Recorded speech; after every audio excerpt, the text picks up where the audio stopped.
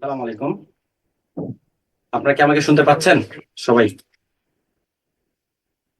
সবাই কি শুনতে পাচ্ছেন আমাকে? কি করেন না পারমিশন? জি স্যার, পাচ্ছি, শোনা যাচ্ছে। আচ্ছা, ঠিক আছে। শোনা যাচ্ছে। আমরা শুরু করি তাহলে। আজকে অনেকগুলো টপিক ইয়ে করতে ক্যামেরাটা জি স্যার, শোনা যাচ্ছে। এইটা সরি। ঠিক আছে, আজকে আমরা শুরু করি। আমাদের অনেকগুলো টপিক আজকে কভার করতে হবে, আপনারা দেখতেই পাচ্ছেন। এর মধ্যে মানব দেহ আছে, খাদ্য, ভিটামিন, মানে খুব গুরুত্বপূর্ণ টপিক গুলো এই জায়গাতে রয়েছে এবং এদিক থেকে কোয়েশ্চেন আসে আপনাদের। এই জায়গা থেকে আপনাদের কোয়েশ্চেন আসে। আমি আছি আলহামদুলিল্লাহ ভালো।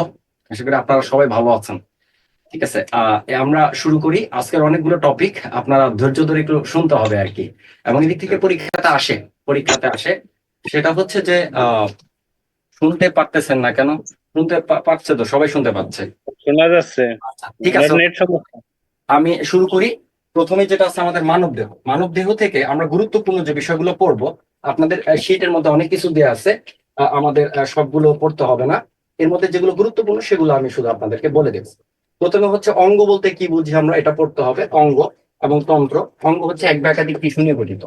অঙ্গ হচ্ছে এক বা একাধিক টিস্যু নিয়ে গঠিত, এটাকে বলা হয় হচ্ছে অঙ্গ। আর তন্ত্র বলতে হচ্ছে যে কতগুলো অঙ্গ, একাধিক অঙ্গ একসাথে মিলে তৈরি করা হচ্ছে তন্ত্র। এগুলো আমরা হচ্ছে এটা হচ্ছে আমরা এটা হচ্ছে আমরা ফিগারের সাহায্যে দেখবো আর কি। ছবির মধ্যে আমরা দেখবো, তখন আমরা লিখে নিব। ঠিক আছে, এখন আমরা জাস্ট একটু দেখে রাখি যে আজকে আমরা যে টপিক গুলো পড়বো একটা ধারণা নেয়া। এরপর হচ্ছে শ্বসনতন্ত্র। তন্ত্রের মধ্যে আবার অনেক প্রকার তন্ত্র রয়েছে। যেমন হচ্ছে শ্বসনতন্ত্র শ্বাস প্রশ্বাস, পরিপাকতন্ত্র, খাদ্য হজম, রেচনতন্ত্র হচ্ছে যে মূত্র, আমরা যে মূত্র ত্যাগ করি, মানে বজ্র পদার্থ নিষ্কাশন ইত্যাদির মাধ্যমে করা হয়ে থাকে। অর্গান সিস্টেম আলোচনা করা হয় হচ্ছে অ্যানাটোমোলজিতে। এরপরে হচ্ছে শ্বসনতন্ত্রের মধ্যে কয়েকটা ভাগ রয়েছে। সে ভাগগুলো আপনাদের পড়তে হবে না, আমরা সরাসরি যেটা পড়বো সেটা হচ্ছে যে শ্বসনতন্ত্রের মধ্যে হচ্ছে শ্বাসনালী। আহ, এদিক থেকে আমরা যেটা পড়বো সেটা হচ্ছে যে এই জায়গা থেকে আমরা দেখবো, এই জায়গা থেকে যেটা দেখবো সেটা হচ্ছে যে শ্বসন অঞ্চলটা খুব গুরুত্বপূর্ণ। স্যার কত নম্বর ক্লাস? ভিতরে শুনি ভালো করে। আচ্ছা, এই যে এই পাশেরটা মনে হয় লাগবে। আচ্ছা, ঠিক আছে। আমরা হচ্ছে যে এরপরে শ্বসন অঞ্চলের মধ্যে আমরা একটু এদিক থেকে একটু দেখি যে আমাদের ফুসফুস যেটা রয়েছে। ফুসফুস হচ্ছে শ্বসন অঞ্চলের মূল অঙ্গ। এটার কালার কি? কালার হচ্ছে গোলাপি বর্ণের। ঠিক আছে, শ্বসন অঞ্চল হচ্ছে ফুসফুস হচ্ছে মূল অঙ্গ। একটু পরে আমরা এটা দেখবো। প্লুরা নামক পর্দা ধারে এটা আবৃত থাকে, ঠিক আছে। আমি তাহলে ছবিতে চলে যাই, সেটাই মনে হয় বেটার হয়। সেটা শ্বসন অঞ্চল, পৌষ্টিকতন্ত্র।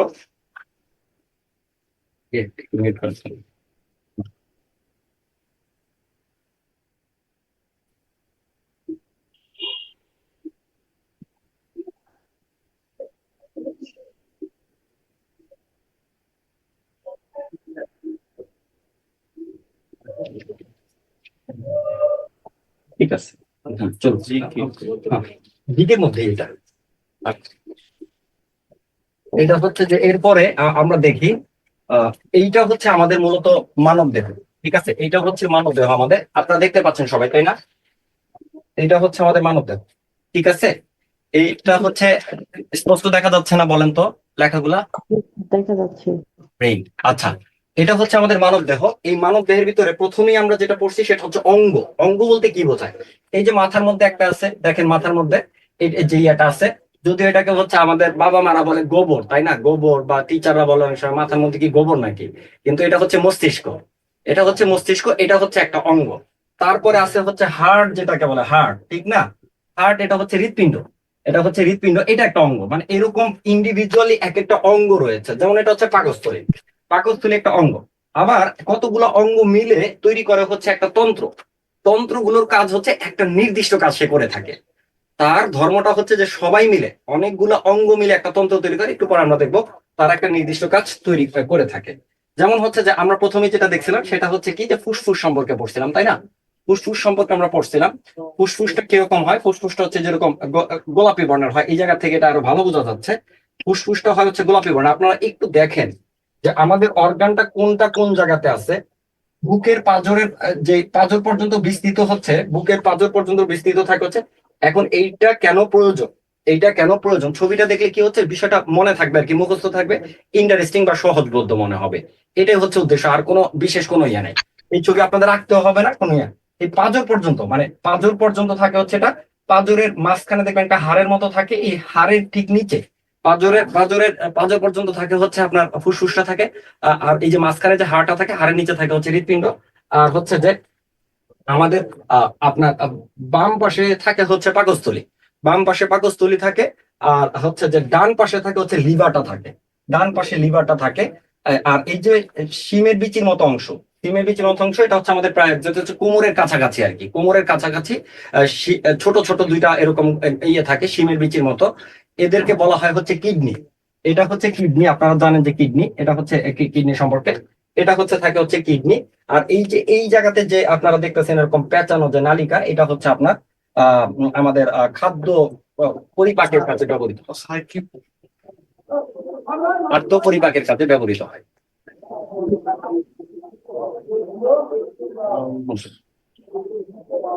আর একটু সবাইকে মিউট করে দিলে ভালো হইতো, নয়েজ আসতেছে।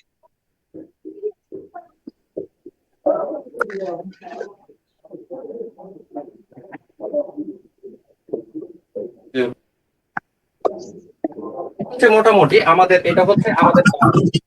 এরপরে আমরা যদি দেখি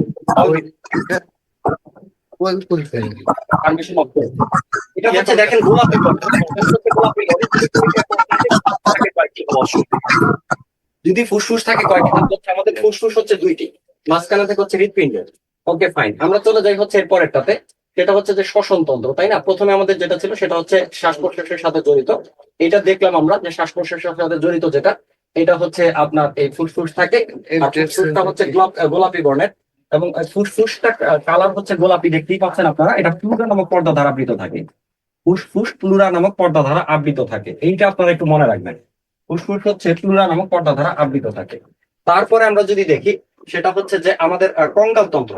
কঙ্কাল তন্ত্রের মধ্যে আমাদেরকে কি কি পড়তে হবে, এটা আমরা একটু বোঝার চেষ্টা করি।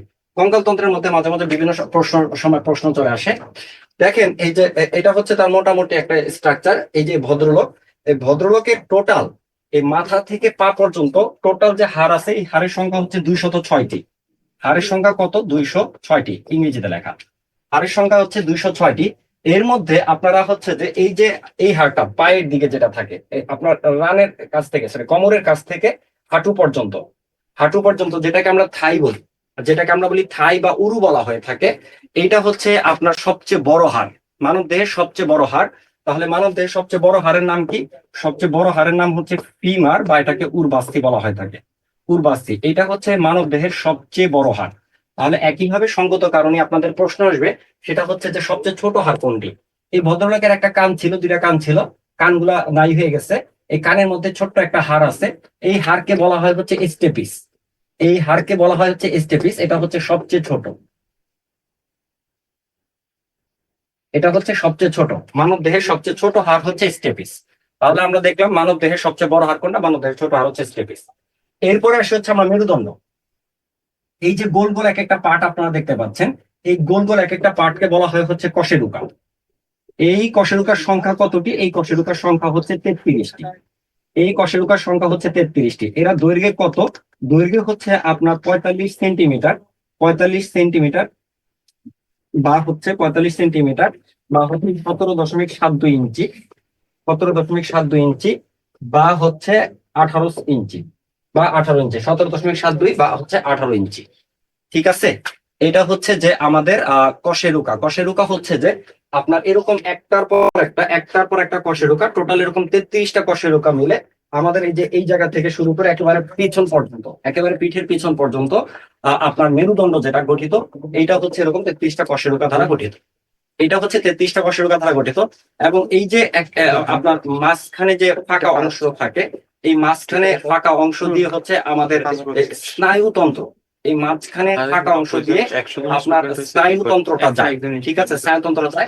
এবং আপনারা জানেন যে বিশেষ করে যাদের সিজার হয়েছে, আপনার হচ্ছে অজ্ঞান করার কাজে বা অবশ করার জন্য আপনাদের কিন্তু যে মেরুদণ্ড দিয়ে ইনজেকশন পুশ করা হয়, মানে নিচের অংশটাকে অবশ করে দেওয়ার জন্য, সেন্সলেস করার জন্য, যাতে ব্যথা না পাওয়া যায়।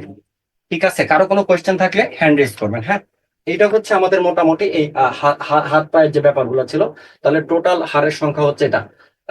এরপরে যদি যাই, যেমন হচ্ছে যে বিউটি বোন যেটাকে বলা হয়, কলার বোন, এটা হচ্ছে বিউটি বোন, এটা একটু জানার জন্য বললাম, গুরুত্বপূর্ণ না।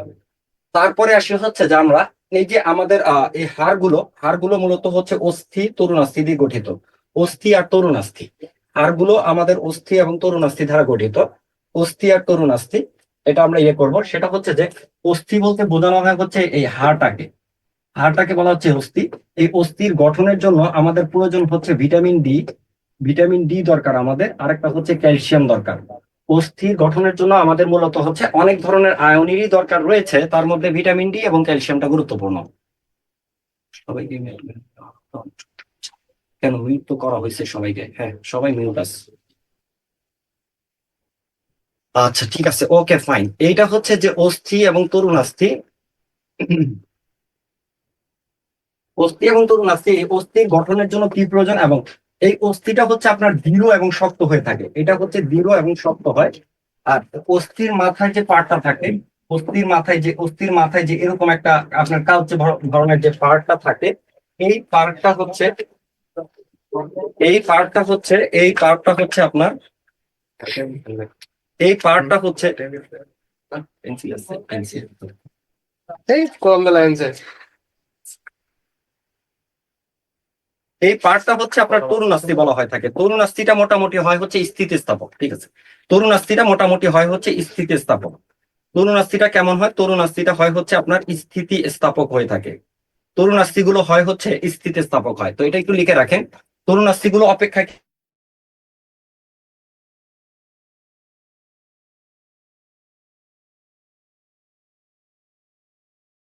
আমি তো ওই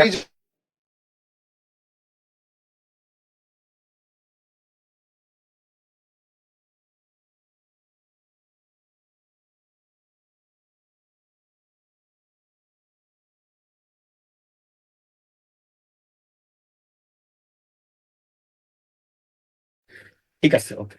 এরপরে হচ্ছে যে আমরা যদি একটু দেখি, সেটা হচ্ছে অস্থি এবং তরুণাস্থি। অস্থির গঠনের জন্য আপনারা জানেন, আপনাদের শীটের মধ্যে আছে অনেক উপাদানই দরকার রয়েছে। এর মধ্যে হচ্ছে যে ভিটামিন ডি এবং ক্যালসিয়াম। আর তরুণাস্থি যেটা রয়েছে, তরুণাস্থি কিন্তু আপনার অপেক্ষাকৃত নরম হয়, কিন্তু এটার একটা গুণাবলী হচ্ছে এটা স্থিতিস্থাপক। এটা হয় হচ্ছে স্থিতিস্থাপক, মানে সহজে ভাঙে না আর কি, এইটা একটা ব্যাপার। এবার আসি আমরা, এই যে লাল অংশ দেখতে পাচ্ছেন, এটা হচ্ছে মাংস। এই মাংসটা অস্থির সাথে জোড়া লাগে, এই যে দেখেন এটা হচ্ছে অস্থি, এই মাংসটা হচ্ছে অস্থির সাথে জোড়া লাগে। অর্থাৎ এটাকে বলা হয় হচ্ছে টেন্ডন। এই মাংসের সাথে যেটা জোড়া লাগতেছে এটাকে বলা হচ্ছে টেন্ডন। টেন্ডন এই বস্তু, তাহলে আমরা কি বুঝবো? অস্থির সাথে কার জোড়া লাগায়? মাংসের জোড়া লাগায়, এটা আপনারা মনে রাখবেন। আরেকটা হচ্ছে অস্থির সাথে অস্থি, দুইটা অস্থিকে জোড়া লাগানোর জন্য কিছু তারের মতো আমাদের বডিতে, আপনার হচ্ছে তারের মতো এরকম সূক্ষ্ম নালীর মতো অংশ রয়েছে, যেটার নাম হচ্ছে আপনার লিগামেন্ট। ফুটবল খেলোয়াড়দের দেখবেন প্রায় এটা ছিঁড়ে যায়, এই যে এই সাদা অংশ, এই লিগামেন্ট যেটা রয়েছে, এটা তাহলে কাকে কাকে জোড়া লাগাচ্ছে? এইটা জোড়া লাগাচ্ছে হচ্ছে অস্থির সাথে অস্থিকে। যেমন আপনারা হচ্ছে যখন গরুর মাংস খান বা হচ্ছে ছাগলের মাংস যখন আমরা খাই, তখন দেখা যায় যে যে একটা হাড়ের পাশে এরকম হচ্ছে এরকম পিচ্ছিল একটা মাংস থাকে, এটা হচ্ছে যে টেন্ডন। পিচ্ছিল যে মাংসটা থাকে ওটা হচ্ছে টেন্ডন খাই আমরা আর কি, ঠিক আছে। ওটা হচ্ছে ঠিক মাংস না, মানে হচ্ছে ওইটার সাহায্যে মাংসটা হচ্ছে হাড়ের মধ্যে জোড়া লেগে থাকে, হাড়ের সাথে জোড়া লেগে থাকে। আর কোথাও কিন্তু কোনো জোড়া নাই, ঠিক আছে। আচ্ছা, ওকে ফাইন।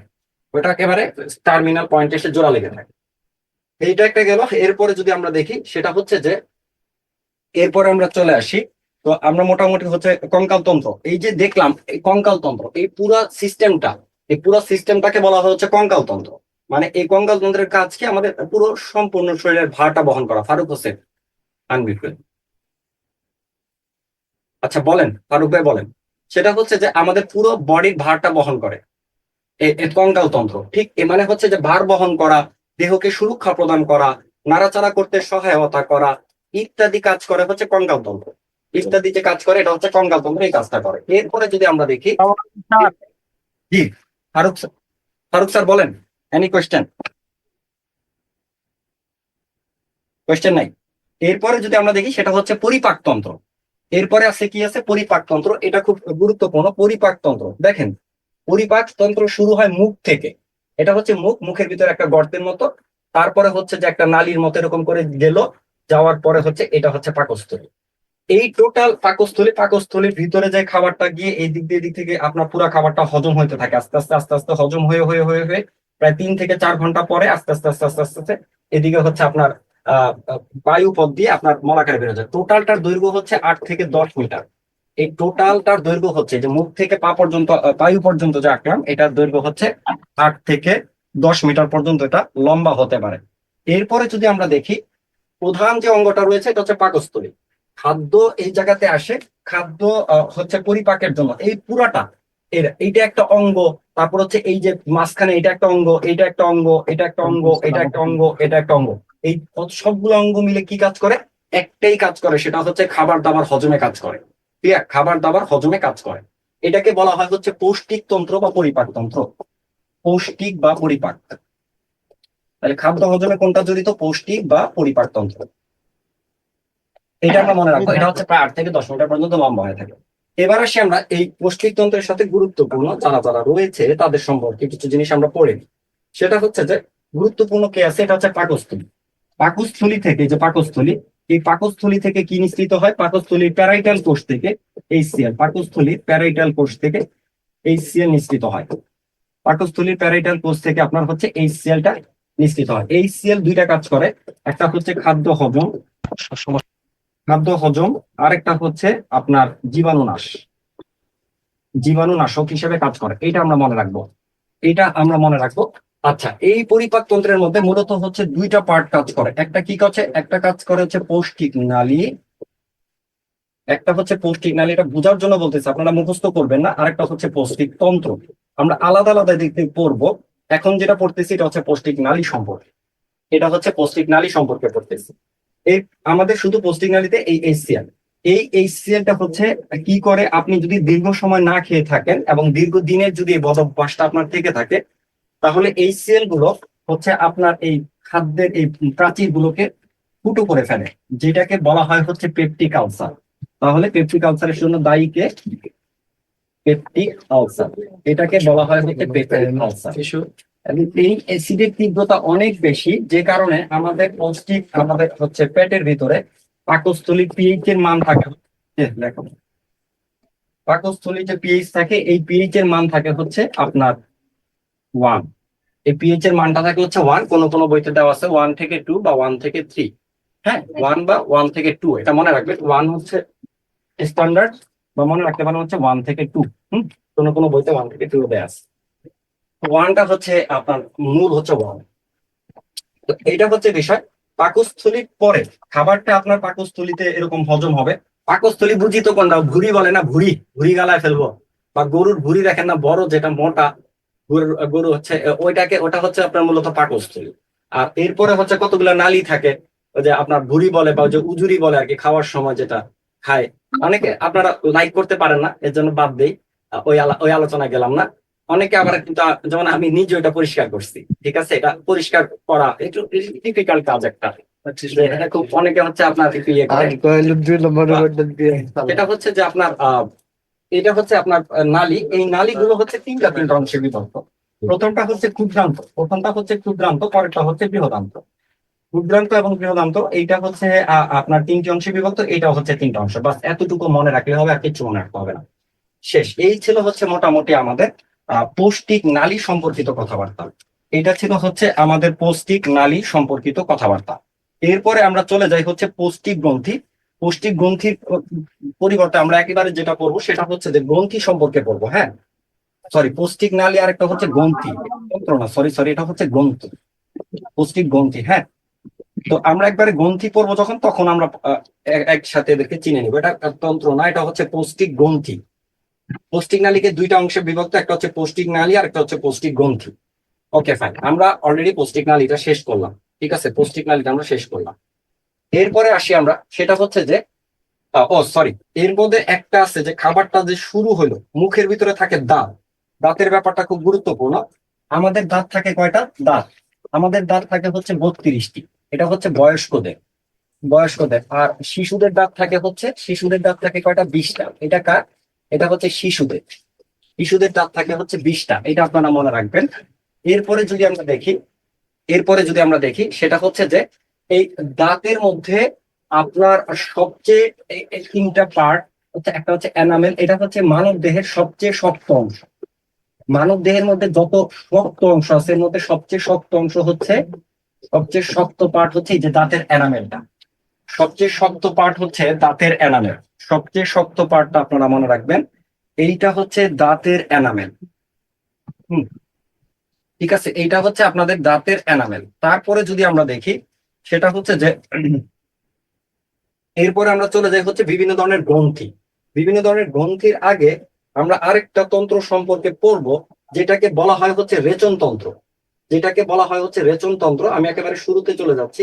রেচনতন্ত্র, যেটাকে বলা হয় হচ্ছে রেচনতন্ত্র।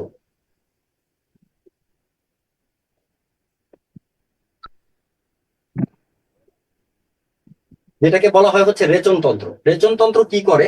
রেচনতন্ত্র হচ্ছে আপনার আহ রেচনে সহায়তা করে। রেচনটা মানে কি, আমরা মূত্র যে ত্যাগ করি, এই মূত্রের ব্যাপারটা হচ্ছে রেচন। এই ছবিটা থেকে আপনাদেরকে বোঝায় দেই যে আমরা যে পানি খাচ্ছি, এই পানিটা হচ্ছে কিডনি দ্বারা পরিপাক হয়, মানে সরি, কিডনি দ্বারা ফিল্টার হয়। তাহলে রেচনের মূল অঙ্গ, রেচনের প্রধান অঙ্গ হচ্ছে কিডনি। এটা হচ্ছে প্রধান অঙ্গ। রেচনের প্রধান অঙ্গ হচ্ছে কিডনি বা বৃক্ক। রেচনের প্রধান অঙ্গ হচ্ছে কিডনি বা বৃক্ক। তাই হাত তুলছে কে? ওই দিক থেকে আনমেট করলাম, ওই দিক থেকেও করা যায়। কোনো কোয়েশ্চেন? Any question?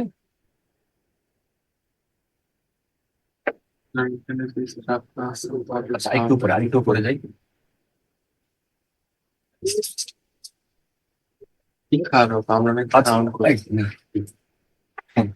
আচ্ছা ঠিক আছে, না একটু প্রবলেম হয়েছিল, একজন বলতেছিলেন যে এই দিক থেকে সাউন্ড অফ করা হয়েছে, এদিক থেকে সাউন্ড অফ করা হয়েছে।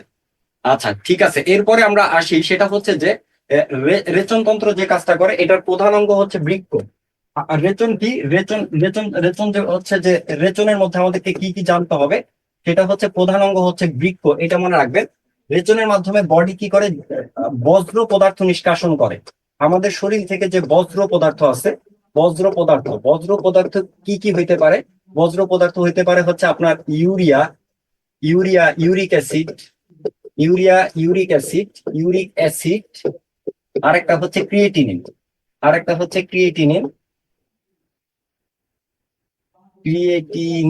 ঠিক আছে, ক্রিয়েটিনিন।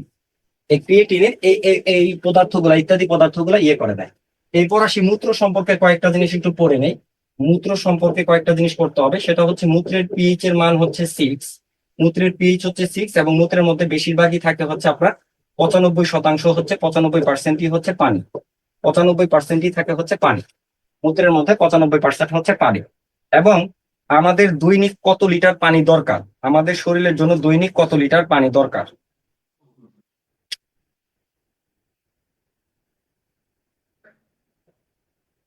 আমাদের শরীরে দৈনিক হচ্ছে আপনার হচ্ছে মূত্রের মধ্যে পিএইচ হচ্ছে, এটা হচ্ছে 95% থাকে হচ্ছে পানি। আচ্ছা, আমাদের দৈনিক হচ্ছে, স্যার এগুলো কি সব লিখা রাখবো? এটা আপনার ইচ্ছা, আপনি লিখবেন নাকি লিখবেন না এটা হচ্ছে আপনার ব্যাপার, ইটস আপ টু ইউ। পারলে স্ক্রিনশট নিন, আর সেটাও আপনার উপর ডিপেন্ড করে। ঠিক আছে, লিখবেন নাকি লিখবেন না, দেখেন আমি লিখতেছি, এটা কি মিন করে বুঝেন না? আপনাদের শীটে তো অনেক কিছু আছে, আমি কি সব গদবাদা লিখে যাচ্ছি? তা এটা হচ্ছে যদি মন চাই লিখবেন, না হলে স্ক্রিনশট নিয়ে রাখবেন, আর যদি না হয় তাহলে শীটের মধ্যে দাগায় রাখবেন। যেটা যার যেভাবে সুবিধা আর কি, যার যেভাবে সুবিধা হয় সেভাবে আপনারা এটা ডিল করবেন। আচ্ছা ঠিক আছে, ওকে ফাইন। তো আমাদের হচ্ছে দৈনিক দেখা যায় যে আপনার 2 থেকে 2.5 লিটারের মতো পানি আমাদেরকে গ্রহণ করা লাগে। আচ্ছা, এরপরে আমরা চলে যাই হচ্ছে মোটামুটি এই কয়েকটা বিষয় আমরা জেনে নেব। এই মূত্রের মাধ্যমে, মূত্রের মধ্য দিয়ে এই পদার্থগুলো আপনার ইয়েতে চলে যায়, কি বলে, আমাদের বডি থেকে বের হয়ে যায়। এরপরে আরেকটা জিনিস করবো আমরা, সেটা হচ্ছে গ্রন্থি। গ্রন্থির মধ্যে যে ব্যাপারটা করবো আমরা, সেটা হচ্ছে যে গ্রন্থি তো অনেক রকমের হয়। এর মধ্যে গ্রন্থি হচ্ছে অনেক রকম হয় মানে হচ্ছে গ্রন্থি কি করে?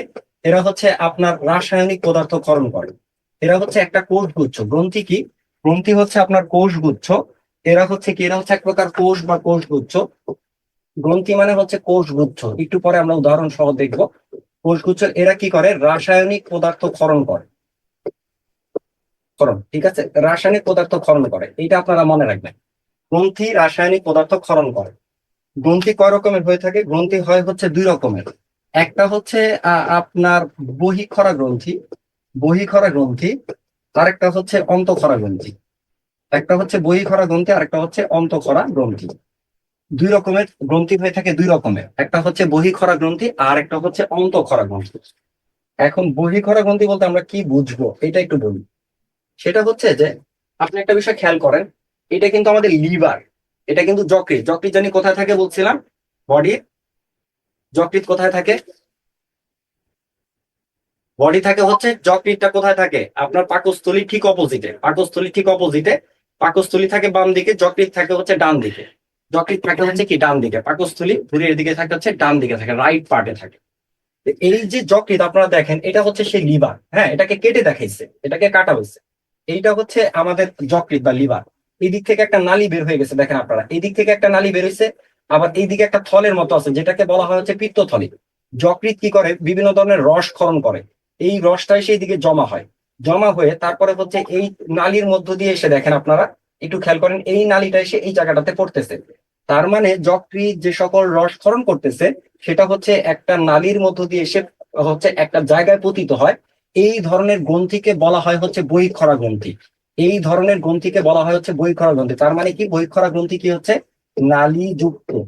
বহিঃক্ষরা গ্রন্থি হচ্ছে নালীযুক্ত। এর মধ্যে একটা এক্সাম্পল আমরা দেখলাম যকৃৎ, এর মধ্যে একটা এক্সাম্পল আমরা দেখলাম যকৃৎ। এইটা একটা ব্যাপার গেল। পাশাপাশি আপনারা আরেকটা জিনিস মনে রাখবেন, সেটা হচ্ছে যে পাশাপাশি আপনারা মনে রাখবেন কি, যে এই যে যকৃৎ, এটাকে বলা হচ্ছে রাসায়নিক গবেষণাগার। যকৃৎকে বলা হয় হচ্ছে রাসায়নিক গবেষণাগার বলা হয়। এটাকে বলা হয় হচ্ছে রাসায়নিক গবেষণাগার, রাসায়নিক গবেষণাগার। এটা হচ্ছে মানব দেহের সবচেয়ে বড় গ্রন্থি, এটা হচ্ছে সবচেয়ে বড়, সবচেয়ে বড় গ্রন্থির মধ্যে সবচেয়ে বড় হচ্ছে এটা। আচ্ছা, বহিঃক্ষরা গ্রন্থি, বহিঃক্ষরা গ্রন্থি যে সকল পদার্থ ক্ষরণ করে, বহিঃক্ষরা গ্রন্থি যে সকল পদার্থ ক্ষরণ করে, তাদেরকে বলা হয় হচ্ছে জুস বা রস বা এনজাইম। জুস বা রস বা হচ্ছে এনজাইম, ঠিক আছে? এরা যে সকল পদার্থ ক্ষরণ করে, এদেরকে বলা হয় হচ্ছে তার মানুষ। আচ্ছা, ঠিক আছে, মানে হচ্ছে পিত্ত, এই রসটা যেটা আছে, পিত্ত ছাড়া তো বাঁচে না। পিত্ত অনেক সময় হচ্ছে যে আপনার মানে রসটা সরাসরি জায়গায় এনে ফেলে দিতে হবে, তখন রসটা জমা না রেখে সরাসরি সিক্রেট করে দিতে হবে। পিত্তের কাজটা হচ্ছে রসটা আপনার ধরে রাখে, সময় সময় হচ্ছে এই জায়গায় সিক্রেট করে, সময় সময় হচ্ছে সিক্রেট করে, মানে জায়গা মতো এনে ছেড়ে দেয়। আর এরপরে আসে হচ্ছে অন্তঃক্ষরা গ্রন্থি। অন্তঃক্ষরা গ্রন্থির মধ্যে আমরা কি জানবো, সেটা হচ্ছে এর মধ্যে কোনো নালী অনুপস্থিত। নালী মনে রাখবো কি, অতে অন্তঃক্ষরা, অতে হচ্ছে অনুপস্থিত, নালী অনুপস্থিত, এটা গুরুত্বপূর্ণ, নালী অনুপস্থিত। তারপরে হচ্ছে এরা যে সকল পদার্থ ক্ষরণ করে, তাদের নাম হচ্ছে হরমোন, তাদের নাম হচ্ছে হরমোন। যেমন একটা অন্তঃক্ষরা গ্রন্থির উদাহরণ দেখেন আপনারা, এইটা হচ্ছে একটা অন্তঃক্ষরা গ্রন্থি, যেটা কি অগ্নাশয়। এই অগ্নাশয় থেকে আপনার কি ক্ষরণ হয়? এই অগ্নাশয়ের এক ধরনের কোষ আছে, যেটার নাম হচ্ছে আইলেটস অফ ল্যাঙ্গারহ্যান্স। গুরুত্বপূর্ণ, islets of Langerhans, islets of Langerhans. এই আইলেটস অফ ল্যাঙ্গারহ্যান্স থেকে কি কি ক্ষরণ হয়? এই আইলেটস অফ ল্যাঙ্গারহ্যান্স থেকে ইনসুলিন, ইনসুলিন, আরেকটা হচ্ছে গ্লুকাগন, রাজনীতি করে glucagon, glucagon. Islets of Langerhans থেকে আপনার দুইটা রস ক্ষরণ হয়, একটা হচ্ছে ইনসুলিন আর একটা হচ্ছে গ্লুকাগন। পরীক্ষাতে প্রশ্ন আসতে পারে ইনসুলিন ক্ষরণ হয় কোন জায়গা থেকে? অপশনে তো আইলেটস অফ ল্যাঙ্গারহ্যান্স নাই, কিন্তু আছে হচ্ছে অগ্নাশয়। তাহলে কি উত্তর দিব আমরা? অগ্নাশয়। পরীক্ষাতে আসতে পারে আইলেটস অফ ল্যাঙ্গারহ্যান্স যদি না থাকে আমরা কি দিব? তাই না, আমরা দিব হচ্ছে অগ্নাশয়, আমরা দিব হচ্ছে অগ্নাশয়। এই ইনসুলিন এবং গ্লুকাগন কি করে? রক্তে গ্লুকোজের মাত্রা, রক্তে গ্লুকোজের মাত্রা নিয়ন্ত্রণ, ঠিক আছে? এটা মনে রাখবেন, রক্তে, এটা খুব গুরুত্বপূর্ণ, রক্তে গ্লুকোজের মাত্রা নিয়ন্ত্রণ করে। তাহলে আমরা দেখলাম অগ্নাশয় গ্রন্থি কি করতেছে, এই হিসাবে কাজ করতেছে। আবার দেখেন, এই যে অগ্নাশয় গ্রন্থির আবার নালীও আছে। তার মানে কি, এরা নালীও আছে, তার মানে হচ্ছে এটা আবার বহিঃক্ষরা গ্রন্থি হিসেবেও কাজ করতে পারে। এই কারণে নালী রয়েছে, এবং নালী দিয়ে কি ক্ষরণ করে? এনজাইম ক্ষরণ করে। এবং সবচেয়ে গুরুত্বপূর্ণ বিষয় যেটা, এই জায়গাতে পড়লাম আমরা হরমোন, এই জায়গাতে আমরা পড়লাম হচ্ছে হরমোন, আপনারা একটু দেখেন, আচ্ছা এই জায়গাতে আমরা যেটা পড়লাম, এই জায়গাতে পড়লাম হচ্ছে আমরা হরমোন, এই জায়গাতে পড়লাম হচ্ছে আমরা এনজাইম, ঠিক না? হরমোন এবং এনজাইম এই দুইটাই হচ্ছে আপনার, হরমোন এবং এনজাইম এই দুইটাই হচ্ছে আপনার প্রোটিন জাতীয় পদার্থ। প্রোটিন, হরমোন এবং এনজাইম, হরমোন ও এনজাইম দুইটাই কি প্রোটিন জাতীয় পদার্থ, খুব গুরুত্বপূর্ণ। প্রোটিন বা আমিষ, হ্যাঁ বাংলা কিন্তু আমিষ বলা হয়, এটা আপনারা মনে রাখবেন। হরমোন এবং এনজাইম দুইটাই হচ্ছে আপনার প্রোটিন বা আমিষ জাতীয় পদার্থ, এটা হচ্ছে বিষয়। তাহলে অগ্ন্যাশয়ের ক্ষেত্রে আমরা দেখলাম সন্তক্ষরা গ্রন্থি হিসেবে কাজ করতে পারে, আবার বহিঃক্ষরা গ্রন্থি হিসেবে কাজ করতে পারে। তাহলে যেটা বুঝতে পারলাম আমরা, এই ধরনের গ্রন্থিকে বলা হয় হচ্ছে মিশ্র গ্রন্থি। এই ধরনের গ্রন্থিকে বলা হয় মিশ্র গ্রন্থি, যারা একই সাথে দুইটা হিসেবে কাজ করে তাদেরকে বলা হচ্ছে মিশ্র গ্রন্থি। এরকম মিশ্র গ্রন্থি কি কি হইতে পারে? এরকম মিশ্র গ্রন্থি যারা যারা হতে পারে, একটু আগে দেখলাম অগ্ন্যাশয়, তো দেখলামই আমরা অগ্ন্যাশয়, অগ্ন্যাশয় হইতে পারে। আরেকটা হইতে পারে হচ্ছে আপনার শুক্রাশয়, শুক্রাশয়। আরেকটা হইতে পারে সেটা হচ্ছে যে ডিম্বাশয়। অগ্ন্যাশয়, শুক্রাশয়, আরেকটা হচ্ছে ডিম্বাশয়। এবার অগ্ন্যাশয় সম্পর্কে আমরা জানলাম ইনসুলিন ক্ষরণ করে। শুক্রাশয় হচ্ছে পুরুষের সাথে জড়িত, শুক্রাশয়ের সাথে হচ্ছে পুরুষের সাথে জড়িত যে হরমোনটা ক্ষরণ করে, এটার নাম হচ্ছে টেস্টোস্টেরন। টেস্টোস্টেরন এটা কার সাথে জড়িত? এটা হচ্ছে পুংয়ের সাথে জড়িত, পুংলিঙ্গ, ঠিক আছে। আর ডিম্বাশয় হচ্ছে দুইটা হরমোন ক্ষরণ করে, কি কি? একটা হচ্ছে ইস্ট্রোজেন, ইস্ট্রোজেন, আরেকটা হচ্ছে প্রোজেস্টেরন, মানে প্রোজেস্টেরন, হ্যাঁ দুইটাই মনে রাখবেন, ইস্ট্রোজেন প্রোজেস্টেরন। এর চেয়ে গুরুত্বপূর্ণ যেটা, এই দুইটা হরমোন কার সাথে জড়িত? এই দুইটা হরমোন হচ্ছে ফিমেল বা স্ত্রীর বৈশিষ্ট্যের সাথে জড়িত, ঠিক আছে। তাহলে শুক্রাশয় থাকবে কার? শুক্রাশয় থাকবে হচ্ছে পুরুষের, এবং এটা হচ্ছে যে আপনার পুরুষালী যে বৈশিষ্ট্যগুলো রয়েছে এটার জন্য জড়িত গ্রন্থি কোনটা? গ্রন্থির নাম হচ্ছে সূত্রাশয়। সেই সূত্রাশয় থেকে হরমোন নিঃসৃত হয়। গ্রন্থি মানে কি? কতগুলো কোষ, কোষ তো কিছু করতে পারবে না, তারা বিভিন্ন ধরনের রস ক্ষরণ করে। এই রসগুলা কি করে? আমাদের শরীরে সকল যাবতীয় বৈশিষ্ট্যগুলো নিয়ন্ত্রণ করে, ঠিক আছে। আমাদের সকল অনেক ধরনের বৈশিষ্ট্য। তো এটা হচ্ছে সূত্রাশয় হচ্ছে যে পুরুষের, যেমন যেমন হচ্ছে আপনার কণ্ঠ মোটা হওয়া, তারপর হচ্ছে দাড়ি গোঁফ গজানো, হ্যাঁ, তারপর হচ্ছে এই যে হাড়গোড় একটু মোটা মোটা হওয়া, ইত্যাদি, তারপর কণ্ঠ ভারী হওয়া, এইগুলো হচ্ছে পুরুষালী বৈশিষ্ট্য নিয়ন্ত্রণ করা হচ্ছে সূত্রাশয় থেকে নিঃসৃত হরমোন টেস্টোস্টেরন দ্বারা। টেস্টোস্টেরন, টেস্টোস্টেরন, কারণ পুরুষের থাকে হচ্ছে টেস্টিস, পুরুষের যে জননাঙ্গ এটাকে বলা হয় হচ্ছে টেস্টিস। আচ্ছা, ঠিক আছে, রেকর্ড ক্লাস দেখবেন, হাসপাতালে থেকে ক্লাস করতেছেন, যাক আলহামদুলিল্লাহ। আচ্ছা, ঠিক আছে, রেকর্ড ক্লাস দেখেন, সমস্যা নাই। এরপরে হচ্ছে যে ডিম্বাশয় থেকে, ডিম্বাশয় থেকে যেটা আছে সেটা হচ্ছে যে ইস্ট্রোজেন এবং প্রোজেস্টেরন। এটা হচ্ছে স্ত্রীদের যে সকল বৈশিষ্ট্য রয়েছে, মানে মেয়েদের যেমন কণ্ঠস্বর চিকন হওয়া, কিংবা হচ্ছে যে আপনার মেনস্ট্রুয়াল যে পিরিয়ড, এই নিয়ন্ত্রণ গুলা করে হচ্ছে ডিম্বাশয়। এই হচ্ছে মোটামুটি আমাদের মিশ্র গ্রন্থি সম্পর্কে আমরা এই কয়েকটা জিনিস জানতে হবে, যে পুরুষের সাথে জড়িত, এটা হচ্ছে স্ত্রীর সাথে জড়িত। এর বাইরে আমরা আর কয়েকটা গ্রন্থি সম্বন্ধে একটু কষ্ট করে পড়তে হবে। সেটা হচ্ছে যে এর বাইরে আমরা কি কি পড়বো, আর কয়েকটা গুরুত্বপূর্ণ ইম্পর্টেন্ট বিষয় সম্পর্কে আমরা পড়বো। একটা হচ্ছে যে এদিক থেকে যদি আমরা দেখি, দিক থেকে যদি আমরা দেখি এর বাইরে আমরা কি কি পড়তে পারি। এর বাইরে থেকে আমরা যেটা পড়বো সেটা হচ্ছে যে প্রভুগ্রন্থি। প্রভুগ্রন্থি বলা হয়, প্রভুগ্রন্থি কাকে বলা হয়? প্রভুগ্রন্থি হচ্ছে পিটুইটারি, মস্তিষ্কে থাকে পিটুইটারি, পিটুইটারি হচ্ছে প্রভুগ্রন্থি, এটা মনে রাখবেন। তারপরে হচ্ছে আমরা ভয় পেলে গায়ের লোম দাঁড়া হয়ে যায়, বা আনন্দ দুঃখ বেদনা এটার সাথে জড়িত যে হরমোনটা রয়েছে সেটাকে বলা হয় হচ্ছে অ্যাড্রেনালিন হরমোন, সেটাকে বলা হয় হচ্ছে অ্যাড্রেনালিন হরমোন, ঠিক আছে। অ্যাড্রেনালিন হরমোন থেকে, অ্যাড্রেনাল গ্রন্থি থেকে নিঃসৃত adrenaline hormone, adrenaline, adrenaline hormone, ঠিক আছে। Okay fine. এই হরমোনের নাম অ্যাড্রেনালিন, গ্রন্থির নাম হচ্ছে আপনার অ্যাড্রেনাল গ্রন্থি, গ্রন্থির নাম হচ্ছে অ্যাড্রেনাল গ্রন্থি। কান্না পেলে চোখ থেকে পানি বের হয় হচ্ছে ল্যাক্রিমাল গ্রন্থি, ল্যাক্রিমাল। আচ্ছা, এই লেখাটা কি দেখা যাচ্ছে? আপনারা একটু বলেন তো, এই পেনের লেখাটা কি দেখা যায়? এই পেনের লেখাটা কি ভালো দেখা যায়? একটু ইয়েস অর নো মন্তব্য করেন, তাহলে আমার জন্য বুঝতে সুবিধা হবে। ভালো দেখা যায় না, তাই না? একেবারেই দেখা যায় না, তা আপনারা আগে বলতেছেন না কেন, বসে আছেন?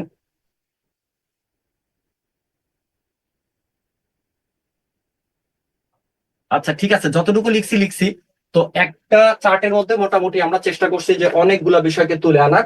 আপনারা যারা যারা লিখছেন লিখছেন, বাকিরা হচ্ছে যে জাস্ট একটা স্ক্রিনশট নিয়ে রাখেন। এই একটা স্ক্রিনশট থেকে আপনারা একটু কষ্ট করে পড়ে নিতে পারবেন পরে। ঠিক আছে, একটা স্ক্রিনশট থেকে আপনারা পড়ে নিতে পারবেন।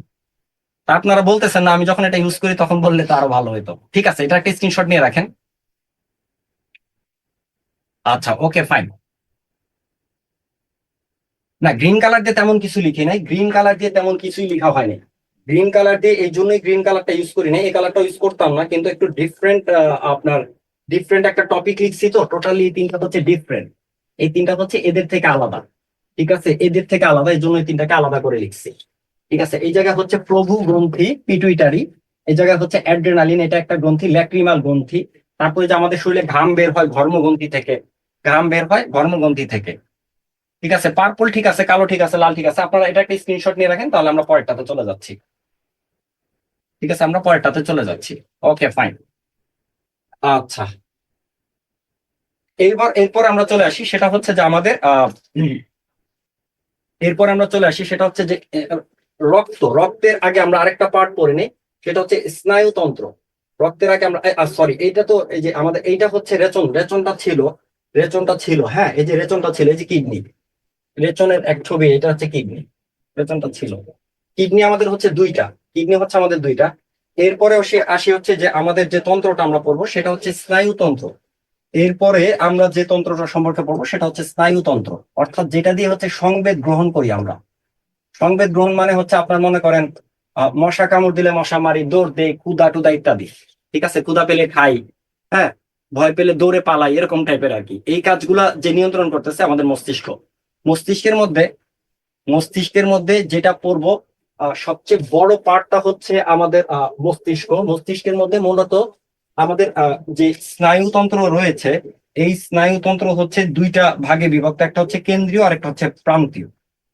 ঠিক আছে, এর মধ্যে আপনারা মনে রাখবেন মস্তিষ্ক এবং আহ, মস্তিষ্ক থেকে সৃষ্ট যে স্নায়ুতন্ত্রটা রয়েছে, এটা, এই যে পুরো পার্টটা মাথার মধ্যে, এইটা হচ্ছে মস্তিষ্ক, এই পুরো পার্টটা হচ্ছে মস্তিষ্ক। এই মস্তিষ্কের মধ্যে তিনটা ভাগ আছে, একটা হচ্ছে অগ্র মস্তিষ্ক, মধ্য মস্তিষ্ক, যেটা দেখেন আপনারা, এই অগ্র মস্তিষ্ক বড় যে পার্টটা আছে, এই বড় যে পার্টটা সেটা হচ্ছে অগ্র মস্তিষ্ক, তার মাঝখানে আছে হচ্ছে মধ্য মস্তিষ্ক, এবং ছোট্ট করে যে পার্টটা আছে এইটা হচ্ছে পশ্চাৎ মস্তিষ্ক। এটা হচ্ছে পশ্চাৎ মস্তিষ্ক। তাহলে মস্তিষ্কের অংশ কয়টি? মস্তিষ্ক হচ্ছে তিনটি। মস্তিষ্ক হচ্ছে মস্তিষ্ক হচ্ছে তিনটি। এর মধ্যে সবচেয়ে বড়টা হচ্ছে অগ্র, সবচেয়ে বড়টা হচ্ছে অগ্র। অগ্রর আবার তিনটা পার্ট আছে। এই অগ্র কি করে? অগ্র হচ্ছে আমাদের চিন্তা ভাবনা, মুখস্থ বিদ্যায়, যে মুখস্থ করলে এটা ধরে রাখা, স্মৃতি, তারপর হচ্ছে ইত্যাদি কাজ, অনেকগুলা কাজ করে হচ্ছে অগ্র মস্তিষ্ক। এই যে আপনারা ক্লাস করতেছেন, ক্লাসের মধ্যে যে মেমোরি আপনাদের জমা হয়ে থাকবে, এইটা মূলত থাকে হচ্ছে অগ্র মস্তিষ্কে। ইচ্ছা, বাক শক্তি, হ্যাঁ, বাক শক্তি, বাক, ইচ্ছা, জ্ঞান, স্মৃতি, ঠিক আছে, মানে মেমোরি, এগুলা থাকে হচ্ছে আপনার অগ্র মস্তিষ্কের ভিতরে। এই অগ্র মস্তিষ্কের ভিতরে আপনারা জানেন যে তিনটা পার্ট আছে, একটা হচ্ছে সেরিব্রাম, মোটেও মুখস্থ করা লাগবে না, থ্যালামাস, আর একটা হচ্ছে হাইপোথ্যালামাস। এর মধ্যে সবচেয়ে বড় পার্ট, আমাদের মস্তিষ্কের সবচেয়ে বড় পার্ট হচ্ছে সেরিব্রাম। সবচেয়ে বড় পার্ট হচ্ছে সেরিব্রাম, হ্যাঁ, সেরিব্রাম, খুব সুন্দর করে শব্দটা মনে রাখবেন, এটা হচ্ছে সেরিব্রাম। এটা হচ্ছে সবচেয়ে বড় পার্ট, এইটুকু পড়লেই হবে। মস্তিষ্কের সবচেয়ে বড় অংশ হচ্ছে সেরিব্রাম। আর আমাদের মস্তিষ্কের ওজন হয় হচ্ছে 1.36 কেজি। 1.36 KG, 1.36 KG. ঠিক আছে, আচ্ছা, এই আপনার স্নায়ুতন্ত্রের একক কি? স্নায়ুতন্ত্রের একক হচ্ছে নিউরন, মনে রাখবেন, স্নায়ুতন্ত্রের একক হচ্ছে নিউরন। স্নায়ুতন্ত্রের একক হচ্ছে নিউরন। আমাদের বডিতে প্রায় 1000 কোটি নিউরন থাকে, 1000 কোটি নিউরন থাকে। স্নায়ুতন্ত্রের একক হচ্ছে নিউরন। আর হচ্ছে আপনার রেচনতন্ত্রের একক হচ্ছে, রেচনের একক হচ্ছে নেফ্রন। রেচন হচ্ছে নেফ্রন, স্নায়ু হচ্ছে নিউরন। এটা একটু মনে রাখবেন, রেচনতন্ত্রের একক হচ্ছে নেফ্রন। হাত তুলছে ফখরুদ্দিন। জি বলেন ফখরুদ্দিন স্যার, কিছু বলবেন কি? স্যার, জি স্যার, অস্থি এর সাথে রিলেটেড কি ওই মানবদেহের গ্রন্থি বৃদ্ধির ওটা কি অস্থির সাথে সম্পৃক্ত, নাকি আপনার ওটা কি আলাদা বিষয়? বুঝতে যেটা পারি না, অস্থি 18তম বৃদ্ধি, অস্থি নিবন্ধন বৃদ্ধি, আসছিল। লম্বা হচ্ছে হচ্ছে খাটো হওয়া, সেটা বলতেছেন? জি জি জি, হ্যাঁ, ওটা তো আপনার বারোতম ওটার সাথে নিবন্ধন আপনার আসছিল। জড়িত আছে, ওটার সাথে আসলে জেনেটিক ব্যাপার জড়িত আছে। আচ্ছা, একটু আস্তে লিখলে হবে। আচ্ছা, এই হচ্ছে মোটামুটি আমাদের এদিক থেকে কয়টা বিষয় পড়লেই হবে। আপনার একটা স্ক্রিনশট নিয়ে রাখেন, আমরা পরেরটাতে চলে যাচ্ছি, আমরা পরের পার্টে চলে যাচ্ছি। সেটা হচ্ছে যে এই স্নায়ুতন্ত্রের মধ্যে দেখেন আপনারা, জাস্ট হচ্ছে একটা বিষয় দেখার জন্য, যে এইরকম ভাবে আমাদের শরীরের হাতে চার পায়ে চড়ায় থাকে। ঠিক আছে, এই যে গোলাপি যে পার্টটা আপনারা দেখতে পাচ্ছেন, এইটা হচ্ছে কেন্দ্রীয়, এটা হচ্ছে একবারে মেরুদণ্ড পর্যন্ত আসে। আর বাকিটা হচ্ছে প্রান্তীয় স্নায়ুতন্ত্র, চারপাশে ছড়ায় থাকে। ঠিক আছে, চারপাশে ছড়ায় থাকে। এই মেরুদণ্ড এটা হচ্ছে একবারে সেন্টার, এটা হচ্ছে সেন্টার। এই জায়গাতে কোনো সমস্যা হলে আপনার বডি অচল হয়ে যাবে। আর এগুলো হচ্ছে প্রান্তীয়, এই জায়গাতে সমস্যা হলে কোনো মানে হচ্ছে রিকভার করা বাইরে। এটা হচ্ছে মোটামুটি আমাদের হচ্ছে কেন্দ্রীয় স্নায়ুতন্ত্র, আর একটা হচ্ছে প্রান্তীয় স্নায়ুতন্ত্র সম্পর্কে বলার মতো বিষয়। তো এটা অলরেডি বলে ফেলছি যে আমাদের হচ্ছে যে আপনার মস্তিষ্ক কতটুকু হয়। স্নায়ুতন্ত্রের রোগের ভিতরে কিছু ডিজিজের নাম আপনারা, যেমন এটা আমরা গুলায় ফেলি, স্ট্রোক। স্ট্রোক কোথায় হয়? স্ট্রোক হয় হচ্ছে আপনার মস্তিষ্কের ধমনী। মস্তিষ্কের ধমনীতে যদি ছিঁড়ে যায়, এক হচ্ছে ছিঁড়ে গেলে স্ট্রোক করতে পারে, আরেকটা হচ্ছে যে ধমনী দিয়ে যদি রক্ত প্রবাহ বাধা পায়, রক্ত প্রবাহে বাধা। এই দুইটা কারণে রক্ত প্রবাহে বাধা পেলে মাইল্ড স্ট্রোক হয়, আর ধমনী ছিঁড়ে গেলে হয় হচ্ছে সিভিয়ার, যেটাতে মানুষ মারাও যেতে পারে। শুধু মনে রাখবেন, স্ট্রোক হয় হচ্ছে মস্তিষ্কের। স্ট্রোক যেটা হয় হচ্ছে মস্তিষ্কের। তারপর হচ্ছে পার্কিনসন, কাঁপাকাঁপি করে। বয়স হলে পরে আপনাদের এই প্রবলেম গুলো হয়, পার্কিনসন, যে হাত পা অসাড় হয়ে আসে, হাত পা কাঁপে ইত্যাদি। এই ডিজিজটা যেটা, এইটা হচ্ছে যে হ্যাঁ, বৃক্কের একক হচ্ছে নেফ্রন, বৃক্কের একক হচ্ছে নেফ্রন। সেটাই বললাম, রেচন করেই তো বৃক্ক দিয়ে, তাই না? রেচন তো করেই হচ্ছে বৃক্ক দিয়ে। তো স্বাভাবিকভাবেই হচ্ছে বৃক্কের একক হচ্ছে নেফ্রন। তৌহিদা স্বর্ণা ম্যাডাম বলতেছে, তাই না? হ্যাঁ, সোমা, নাম দূর থেকে তো একটু সোমা। সমস্যা। সোমা। তো বৃক্কের একক হচ্ছে আপনার নেফ্রন বলা হয়ে থাকে। এটা হচ্ছে আপনার পার্কিনসন ডিজিজ। তারপরে হচ্ছে যে অটিজম। এই যে অটিজম ডিজিজ যেটা আপনারা দেখবেন, অটিজম হচ্ছে শিশু বয়সে আপনার স্নায়ুর বিকাশ, এটা হচ্ছে স্নায়ু বিকার জনিত সমস্যা। স্নায়ু বিকার জনিত যে প্রবলেমটা হয়, এই বিকাশে সমস্যা হয় বাচ্চাদের ক্ষেত্রে আপনারা দেখবেন। তো এটাকে বলা হয় হচ্ছে অটিজম, এটাকে বলা হয় হচ্ছে অটিজম বলা হয়ে থাকে। এরপরে আছে হচ্ছে আপনার এপিলেপসি বা প্যারালাইসিস। যদি মস্তিষ্কের মধ্যে মাইল্ড স্ট্রোকের কারণে অনেক সময় দেখা যায় যে আপনার প্যারালাইসিস হতে পারে। প্যারালাইসিস, ঠিক আছে, প্যারালাইসিস মানে সবকিছু তো মস্তিষ্ক থেকে আসে, মস্তিষ্ক থেকে এদিক দিয়ে আসে, তারপরে এই এই এই তার দিয়ে বেয়ে বেয়ে বেয়ে বেয়ে যায়। আপনার মস্তিষ্কের একটা পার্ট নষ্ট হয়ে গেলে তখন দেখা যায় যে এই পার্টটা আর কাজ করতেছে না। এই ঘটনাটাকে বলা হয় হচ্ছে প্যারালাইসিস। এই অসাড় হয়ে যাওয়ার যে ঘটনাটা, এটা হচ্ছে আপনার paralysis. Are the last one হচ্ছে আপনার মনে রাখবেন, মৃগী রোগ যেটাকে বলা হয়। মৃগী রোগ আপনারা দেখবেন রাস্তার মধ্যে এরকম খিচুনি দিতে দিতে পড়ে যায়। এটার ইংরেজিতে বলা হয় হচ্ছে অ্যাপিলেপসি। অ্যাপিলেপসি, অ্যাপিলেপসি বা মৃগী রোগ, এইটা হচ্ছে আপনার একটা মস্তিষ্কজনিত রোগ। তাহলে মস্তিষ্কজনিত রোগ হচ্ছে 1, 2, অটিজম হচ্ছে 3, তারপরে প্যারালাইসিস হচ্ছে 4, আর মৃগী রোগ বা হচ্ছে এটাকে আরেক নাম হচ্ছে মৃগী রোগ, খিচুনি দেয় যেটা, খিচুনি দিতে দিতে অনেক সময় পড়ে যায়। জাস্ট একটু মনে রাখার চেষ্টা করবেন এই। ঠিক আছে, এটা যদি শেষ হয় তাহলে আমরা পরেরটাতে যেতে পারি। এটা শেষ করি আমরা, এরপরে আমরা চলে যাই সেটাতে।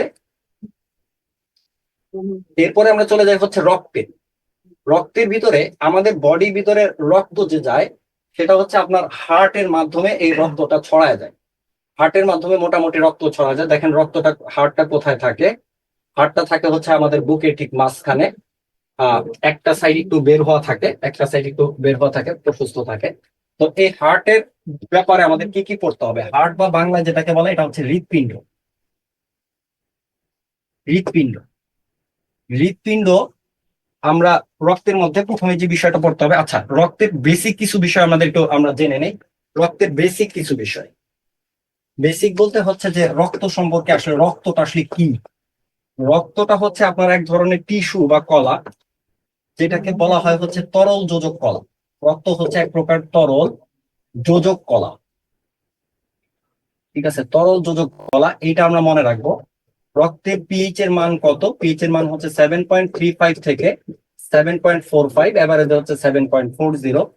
রক্তের আপেক্ষিক গুরুত্ব, আপেক্ষিক গুরুত্ব আপনারা ট্রাই করবেন লেখার, যতটুকু আপনারা লিখতে পারেন, 1.065। 1.065। ঠিক আছে, রক্তের আপেক্ষিক গুরুত্ব হচ্ছে এটা। রক্তে সাধারণত তাপমাত্রা কত থাকে? রক্তের সাধারণত তাপমাত্রা থাকে হচ্ছে আপনার 98.4 ডিগ্রি ফারেনহাইট, অথবা 98.4 ডিগ্রি ফারেনহাইট, অথবা এটা হচ্ছে আপনার কত 37 ডিগ্রি সেলসিয়াস, অথবা 36.9 ডিগ্রি সেলসিয়াস, অথবা 37 ডিগ্রি সেলসিয়াস, যে কোনো একটা দিয়ে পরীক্ষাতে আসতে পারে। 98, মানুষের স্বাভাবিক তাপমাত্রা হচ্ছে 98.4 ডিগ্রি, অথবা 36.9 ডিগ্রি, অথবা হচ্ছে 37.9। এটা হচ্ছে অ্যাপ্রোপ্রিয়েট। এইটা আর এটা হচ্ছে আরেকটা স্কেল জাস্ট। ঠিক আছে, এটা হচ্ছে রক্ত সম্পর্কিত স্বাভাবিক সাধারণ কিছু কথাবার্তা। তারপরে আসি হচ্ছে যে আপনারা একটা স্ক্রিনশট নিয়ে রাখতে পারেন, জাস্ট হচ্ছে এই কয়টা বিষয় আমরা একটু পড়বো। এর মধ্যে পিএইচ এর মানটা গুরুত্বপূর্ণ। এর মধ্যে পিএইচ এর মান আর একটা হচ্ছে রক্তের তাপমাত্রা, এই দুটো হচ্ছে গুরুত্বপূর্ণ। আচ্ছা, আপেক্ষিক গুরুত্ব কি? আপেক্ষিক গুরুত্ব হচ্ছে আপনার যে এটা কতটুকু ওয়েট, এটা কতটুকু ওয়েট ক্যারি করে। এটা কি পানির যে হালকা না পানির যে ভারী, এটা আর কি, যে আপনি 1 ml নিলে পরে এটার ওয়েট কতটুকু হবে, এটা মেজার করে। এবার আসি, একজন পূর্ণ বয়স্ক মানুষের দেহে রক্ত কতটুকু প্রয়োজন। লাল কালি দিয়ে দাগ দিয়ে দিচ্ছি, এটা হচ্ছে গুরুত্বপূর্ণ, এটা হচ্ছে গুরুত্বপূর্ণ। লাল কালি দিয়ে লিখতেছি, একজন পূর্ণ বয়স্ক মানুষের জন্য রক্তের দরকার হচ্ছে 5 থেকে 6 লিটার। একজন পূর্ণবয়স্ক মানুষের জন্য রক্ত প্রয়োজন হচ্ছে 5 থেকে 6 লিটার। 5 থেকে 6 লিটার খুবই গুরুত্বপূর্ণ। ঠিক আছে, ওকে ফাইন। এখন এই রক্তটাকে যদি আমরা ভাগ করি, এই রক্তটাকে যদি আমরা ভাগ করি, তাহলে আমরা দেখব, রক্তটাকে যদি আমরা ভাগ করি তাহলে আমরা দুইটা পার্ট পাবো। সেটা হচ্ছে যে আমরা দুইটা পার্ট পাবো।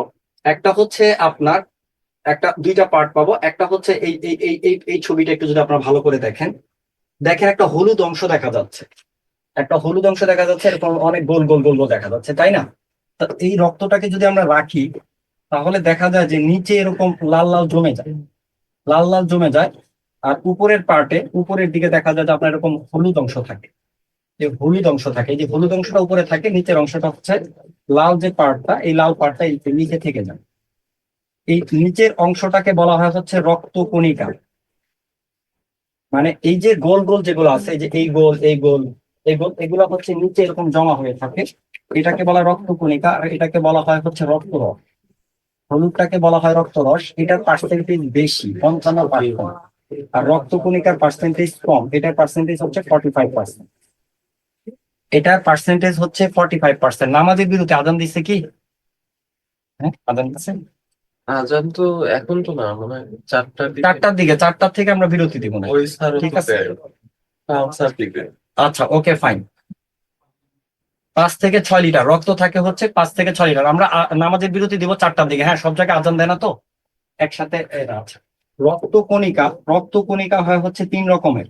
আমি সেটা বলতেছি, রক্তকণিকা হয় হচ্ছে 3 রকমের। আপনারা লিখে নেবেন। একটা হচ্ছে লোহিত রক্ত, আচ্ছা এটা আমি অন্যভাবে লিখবো, জাস্ট এই ছবিটা তো আপনারা দেখছেন তাই না? আচ্ছা, একটা হচ্ছে লোহিত রক্তকণিকা। এরা হচ্ছে যে এই লালটা হচ্ছে লোহিত রক্তকণিকা, লোহিত, লোহিত রক্তকণিকা। এটার থেকে আমাদের কি কি করতে হবে? রক্তকণিকা 3 প্রকার, আমি ছবি থেকে আপনাদেরকে দেখাচ্ছি যাতে আপনাদের মনে থাকে। দেখেন, এটা দেখতে লাল তাই না? এই কারণেই কিন্তু লোহিত। লোহিত মানে কি? লাল। লোহিত মানে হচ্ছে লাল। এই এই কণিকা থাকে বলেই আমাদের রক্ত লাল দেখা যায়। এই কণিকার পরিমাণ অনেক বেশি থাকে, এই কণিকার পরিমাণ অনেক বেশি থাকে, 4.5 থেকে আচ্ছা আপনার 4.5 থেকে 5.5 আর কি। মহিলাদের হচ্ছে মানে একটু ভ্যারিয়েশন আছে, পুরুষ মহিলা একটু কম বেশি আছে, আবার শিশুদের একটু বেশি থাকে। আচ্ছা, এটা অনেক বেশি থাকে। লোহিত রক্ত কণিকার বৈশিষ্ট্যের মধ্যে আমাদেরকে যেটা পড়তে হবে, এটা হচ্ছে যে এদের হচ্ছে আপনার এরা বাঁচে কয়দিন, মানে আয়ু, আয়ু হচ্ছে 120 দিন। আয়ু হচ্ছে 120 দিন। নিউক্লিয়াস থাকে না,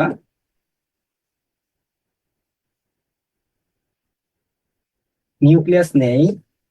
তারপরে হচ্ছে যে হিমোগ্লোবিন বহন করে, হিমোগ্লোবিন বহন করে, হিমোগ্লোবিন থাকে, হিমোগ্লোবিন বহন করে এরা, মানে এদের মধ্যে হিমোগ্লোবিন থাকে। এই হিমোগ্লোবিনের কারণে, এই হিমোগ্লোবিনের কারণে রক্ত লাল হয়। এই হিমোগ্লোবিনের কারণে, এই হিমোগ্লোবিনের কারণে রক্ত লাল হয়, মনে রাখবেন। হিমোগ্লোবিন না থাকলে রক্ত লাল হবে না। যেমন হচ্ছে আরশোলার রক্ত, আরশোলা, তেলাপোকা, টিকটিকি, এদের হিমোগ্লোবিন নাই, হিমোগ্লোবিন নাই, তেলাপোকা হিমোগ্লোবিন নাই, ঠিক আছে, টিকটিকি, এই কারণে এদের রক্ত লাল হয় না, ঠিক আছে। Okay fine. এই হিমোগ্লোবিন কি করে? এই হিমোগ্লোবিন বা লোহিত রক্তকণিকা দুইটাই মনে রাখবেন, পরীক্ষা আসতে পারে। এই হিমোগ্লোবিন বলতে পারেন অথবা হিমোগ্লোবিনের মাধ্যমে, মানে এই যে এটা একটা কণিকা, এই কণিকার ভিতরে হচ্ছে, এই কণিকার ভিতরে আপনার হিমোগ্লোবিন নামক একটা প্রোটিন থাকে। হিমোগ্লোবিন নামক প্রোটিন থাকে, এই প্রোটিন কি করে? অক্সিজেন বহন করে নিয়ে যায়। তাহলে পরীক্ষা আসতে পারে এই হিমোগ্লোবিন অথবা হচ্ছে লোহিত রক্তকণিকা কি করে? অক্সিজেন বহন করে, ঠিক আছে, অক্সিজেন বহন করে। ওকে, এই হিমোগ্লোবিন বা হচ্ছে লোহিত রক্তকণিকা অক্সিজেন বহন করে। তাহলে আমরা রক্তকণিকা সম্পর্কে দেখলাম, এই লোহিত রক্তকণিকা। এরপরে আমরা যদি দেখি, সেটা হচ্ছে যে শ্বেত রক্তকণিকা। শ্বেত রক্তকণিকা হচ্ছে কারা? শ্বেত রক্তকণিকা হচ্ছে এই যে এটা হচ্ছে শ্বেত রক্তকণিকা, এটা হইতে পারে, এটা হইতে পারে, এগুলো হচ্ছে শ্বেত রক্তকণিকা। শ্বেত, শ্বেত মানে হচ্ছে সাদা, তাই না? ইংরেজিতে এদেরকে বলা হচ্ছে WBC। আর লোহিত রক্তকণিকাকে ইংরেজিতে বলা হচ্ছে RBC বা এরিথ্রোসাইট। শ্বেত রক্তকণিকার বৈশিষ্ট্যটা কি? গুরুত্বপূর্ণ, খুবই গুরুত্বপূর্ণ। সেটা হচ্ছে যে এরা বাঁচে হচ্ছে আপনার 1 থেকে 15 দিন, 1 থেকে 15 দিন বাঁচে, এটা আমরা মনে রাখবো। তারপরে এদের নিউক্লিয়াস আছে, নিউক্লিয়াস, নিউক্লিয়াস টিক চিহ্ন দিলাম, মানে আছে। এরপরে হচ্ছে শ্বেত রক্তকণিকার কাজ কি? শ্বেত রক্তকণিকার কাজ হচ্ছে খুব গুরুত্বপূর্ণ। শ্বেত রক্তকণিকার কাজ হচ্ছে জীবাণু, জীবাণু ধ্বংস করা, মনে রাখবেন। শ্বেত রক্তকণিকার কাজ হচ্ছে জীবাণু ধ্বংস করা। এটা দুইটা ভাবে জীবাণু ধ্বংস করে। একটা হচ্ছে ফ্যাগোসাইটোসিস, ফ্যাগোসাইটোসিস, একটা হচ্ছে ফ্যাগোসাইটোসিস প্রক্রিয়া, বক্ষণ করে, জীবাণু বক্ষণ, মানে জীবাণুটাকে খেয়ে ফেলে, জীবাণু বক্ষণ, এইটা একটা। আরেকটা হচ্ছে অ্যান্টিবডি তৈরি করে, অ্যান্টিবডি তৈরি করে। অ্যান্টিবডি তৈরি করে কে? এই দেখলেন তো কয়েক রকমের হয়, তাই না? এর মধ্যে বি লিম্ফোসাইট নামক একটা আছে, বি লিম্ফো, লিম্ফোসাইট, বি লিম্ফোসাইট হচ্ছে আপনার এই অ্যান্টিবডিটা তৈরি করে। মানে কি? মানে বি লিম্ফোসাইট হচ্ছে এক প্রকার শ্বেত রক্তকণিকা, বি লিম্ফোসাইট হচ্ছে এক প্রকার শ্বেত রক্তকণিকা।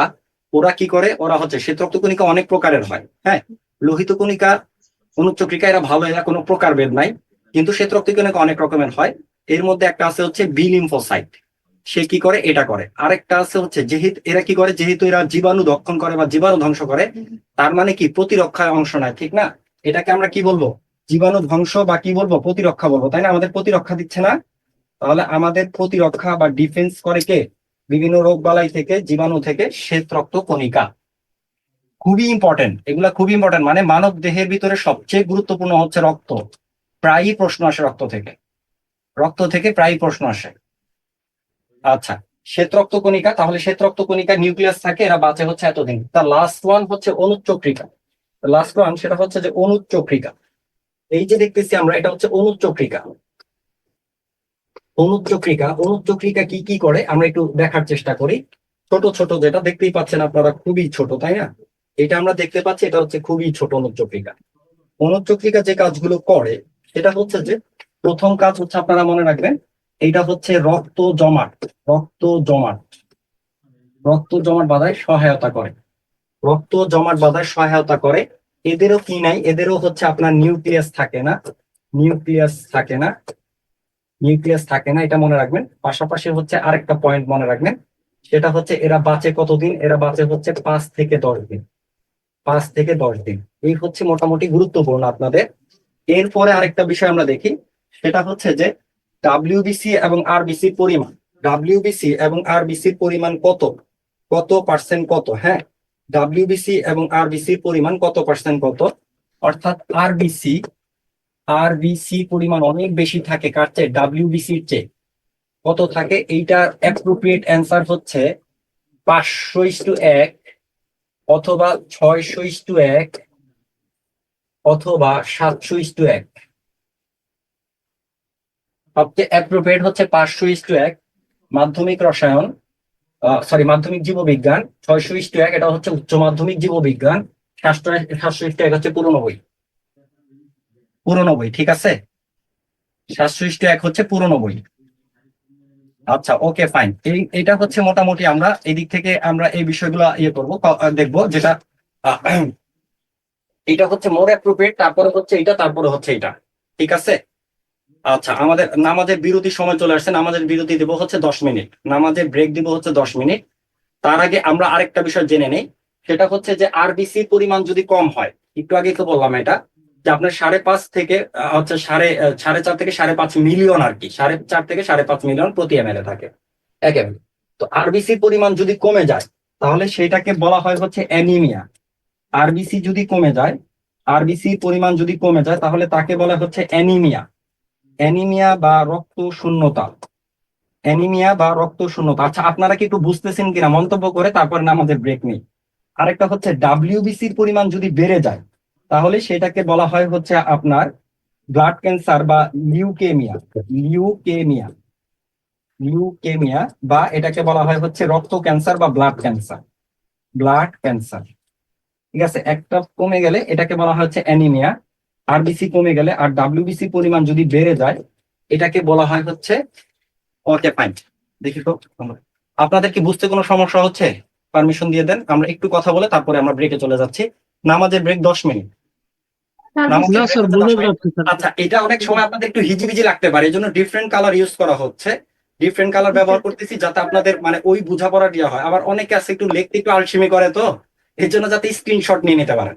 আবার অনেকে আছে হচ্ছে আমরা লিখতে পারি, কিন্তু দেখা যায় যে আবার একটা স্ক্রিনশট থাকলে অনেক কিছু মিস হয়ে যায়, তখন মিলাই নিতে পারবেন আপনারা।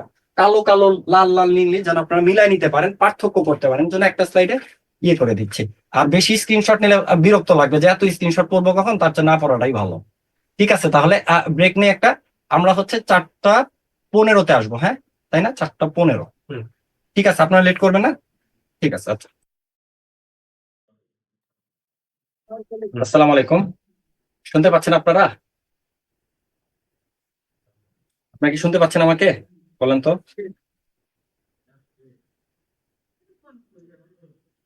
ওকে, ফাইন।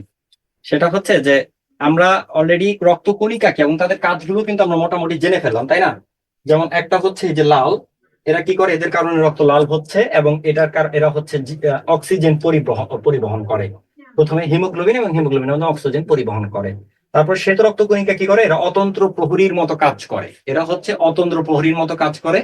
এরা হচ্ছে আমাদেরকে ডিফেন্স, মানে আমাদের শরীরে যদি কোনো জীবাণু ঢুকে, সেগুলোকে হচ্ছে প্রতিহত করে হচ্ছে এরা। এখন আপনারা জানেন যে এইচআইভি ভাইরাস বা এইডস রোগ হলে, এইচআইভি ভাইরাস আক্রান্ত হলে এইডস রোগ হয়। আর এইডস রোগ হলে কি করে, এই টি লিম্ফোসাইট, এদের একটা আরেকটা প্রকার, যেমন আমরা দেখলাম বি লিম্ফোসাইট থেকে অ্যান্টিবডি তৈরি হয়।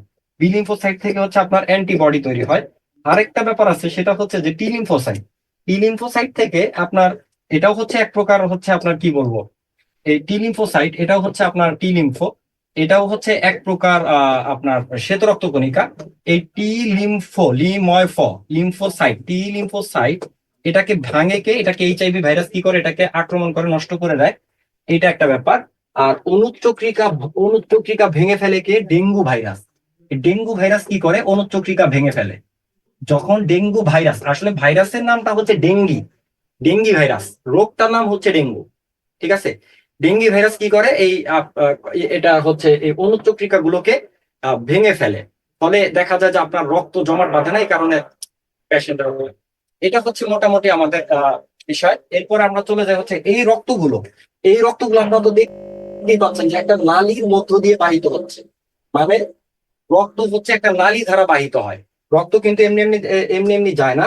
নালী দ্বারা বাহিত হয় কিভাবে, এটা হচ্ছে কোয়েশ্চেন। নালী দ্বারা বাহিত হয় কিভাবে? প্রথমে হচ্ছে রক্ত বহন করার জন্য এই হৃৎপিণ্ডটা দরকার। রক্ত বহন করার জন্য আমাদের হৃৎপিণ্ড দরকার। হৃৎপিণ্ডের বৈশিষ্ট্য কি? হৃৎপিণ্ড হচ্ছে 4 প্রকোষ্ঠ বিশিষ্ট। মানুষের হৃৎপিণ্ড এটা একটা, এই পুরাটা একটা, যে হয় তারপরে হচ্ছে এইটা একটা, আর উপরে একটা। এই টোটাল হৃৎপিণ্ড হচ্ছে 4টা ঘরের মতো, 4 প্রকোষ্ঠ। আপনার বেশি হয়। 4 প্রকোষ্ঠ, এইটা আমরা মনে রাখবো। একই সাথে মনে রাখবো হচ্ছে রক্তের গ্রুপও 4টি। রক্তের গ্রুপ হচ্ছে 4টি। এটা একটু পরে আমরা দেখতেছি, রক্তের গ্রুপে 4টি, এটা আমরা মনে রাখবো। এরপরে আমরা দেখি, সেটা হচ্ছে যে হৃৎপিণ্ড কি করে, আপনার হৃৎপিণ্ড থেকে এরকম দেখেন অনেক নালী বের হয়ে গেছে, তাই না? এই নালীগুলো দ্বারা পুরো শরীরে রক্ত বাহিত হয়। এখন খেয়াল করতে হবে, যে আমাদের যেটা বোঝার বিষয় সেটা হচ্ছে যে কিভাবে এই বহনটা করে। হৃৎপিণ্ড কি করে, আপনার বিট দেয়। হৃৎপিণ্ড হচ্ছে আপনার একবার প্রসারিত হয়, একবার সংকুচিত হয়। একবার প্রসারিত হয়, এই প্রসারণকে ইংরেজিতে বলা হচ্ছে ডায়াস্টল, বিজ্ঞানের ভাষায় এটাকে বলা হচ্ছে ডায়াস্টল। যখন প্রসারিত হয় তখন হচ্ছে পুরো মানে বডি থেকে রক্ত এসে হৃৎপিণ্ডে পড়ে, বডি থেকে রক্ত এসে হৃৎপিণ্ডে পড়ে। তো বডি থেকে যখন রক্ত এসে হৃৎপিণ্ডে পড়ে তখন আমাদের ডায়াস্টলে প্রেসার থাকে হচ্ছে 60 থেকে 90 মিলিমিটার পার চাপ। এটা স্বাভাবিক হচ্ছে আপনার 80, এভারেজে হচ্ছে 80 মিলিমিটার পার চাপ। রক্ত এই জায়গায় পরে, এই জায়গা থেকে আবার যাবে, আবার হচ্ছে আপনার হচ্ছে ফুসফুসে যাবে, ফুসফুস থেকে আবার পড়বে, পরে হচ্ছে পুরো বডিতে ছড়ায় যাবে। তো রক্ত একবার এরকম প্রসারিত হবে, আরেকবার এরকম সংকুচিত হবে, পাম্প করবে তখন হচ্ছে পুরো বডিতে ছড়ায় যায়। আবার প্রসারিত হয়, আবার এসে রক্ত পরে আবার পাম্প করে পুরো বডিতে ছড়ায় যায়। ঘটনাটা এইভাবে ঘটতে থাকে। কত মিনিটে 72 বার এই কাজটা করা হচ্ছে, মিনিটে মানে হচ্ছে হৃদস্পন্দন কত হচ্ছে 72 বার পার মিনিট। মনে রাখবেন এটা হচ্ছে হৃদস্পন্দন। হৃদস্পন্দন হৃদস্পন্দন আমরা কোথায় মেজার করি, এটা হচ্ছে 72 বার পার মিনিট। এইটা সাধারণত হচ্ছে ধমনীতে, এই যে বাম হাতের ধমনীতে ডাক্তাররা দেখে না, দেখবেন এটা হচ্ছে ধমনীতে আপনার মেজার করে। আচ্ছা, এটা পরে আমরা আসতেছি। তো এই হচ্ছে আমাদের মোটামুটি হার্টের গঠন, মানে হৃৎপিণ্ডের গঠন।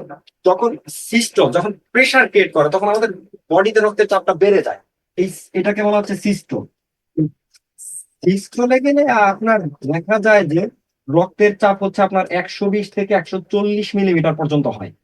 ঠিক আছে, একটু খেয়াল করেন আপনারা, এইটা হচ্ছে এভারেজ 120, তাহলে 80/120 হচ্ছে নর্মাল, 80/120 মিলিমিটার পার চাপ এটা হচ্ছে নর্মাল, এটা আপনারা মনে রাখবেন। এখন কোন একজন ব্যক্তির যদি সবসময় 140-এর চেয়ে বেশি বেশি থাকে, অলওয়েজ দেখা যায় যে একটু বেশি বেশি পাওয়া যাচ্ছে, তাহলে তাকে বলা হচ্ছে উচ্চ রক্তচাপের রোগী। আর যদি দেখা যায় যে একটু কম কম পাওয়া যায়, এই যে একটু কম কম পাওয়া যায়, যেমন এটা 120-এর জায়গায় 100 পাওয়া যাচ্ছে, আর এটা হচ্ছে আপনার 60 থেকে 90-এর জায়গায় 70-80 পাওয়া যাচ্ছে, তখন বলা হয় হচ্ছে নিম্নচাপের রোগী। এটা হচ্ছে বিষয়, মোটামুটি আমরা এই জায়গা থেকে জেনে ফেললাম। তাহলে আপনারা মনে রাখবেন ইটস নর্মাল, 140-এর বেশি হলে ওটা হচ্ছে আপনার অ্যাবনর্মাল, হাই প্রেশার, আর কম হলে এটা নিয়ে। এটা হচ্ছে মোটামুটি এই এই যে আপনারা দেখতে পাচ্ছেন এই এই এই ছবির মাধ্যমে যে রক্ত কিভাবে বাহিত হয়, এটা হচ্ছে আমাদের হৃৎপিণ্ড। দেখেন এই নীল কালারের যেটা, এদেরকে বলা হয় হচ্ছে শিরা, এদেরকে বলা হয় হচ্ছে শিরা। শিরা দিয়ে হচ্ছে আপনার কার্বন ডাই অক্সাইড যুক্ত রক্ত বহন হয়, কার্বন ডাই অক্সাইড যুক্ত। আর লাল যে পার্ট গুলো দেখতে পাচ্ছেন এগুলোকে বলা হয় হচ্ছে ধমনী। অর্থাৎ ধমনী দিয়ে কি রক্ত যায়, ধমনী দিয়ে হচ্ছে অক্সিজেন সমৃদ্ধ রক্ত যায়, অক্সিজেন সমৃদ্ধ রক্ত বহন করে। ধমনী হচ্ছে অক্সিজেন সমৃদ্ধ রক্ত, বাস ফাইন। এই দুইটা এবং মাঝখানে আসে এরা দুজন মিলিত হয়, যেটাকে বলা হয় হচ্ছে রক্ত জালিকা। তাহলে মোটামুটি আমরা 3 ধরনের পেলাম। আপনার শরীর কেটে গেলে ততক্ষণ পর্যন্ত রক্ত বের হবে না যতক্ষণ পর্যন্ত এরা কাটা না পড়তেছে। এদের কোন একটা পার্ট যদি কাঁচা পড়ে, কল্পনা আক্তার কোয়েশ্চেন করেন।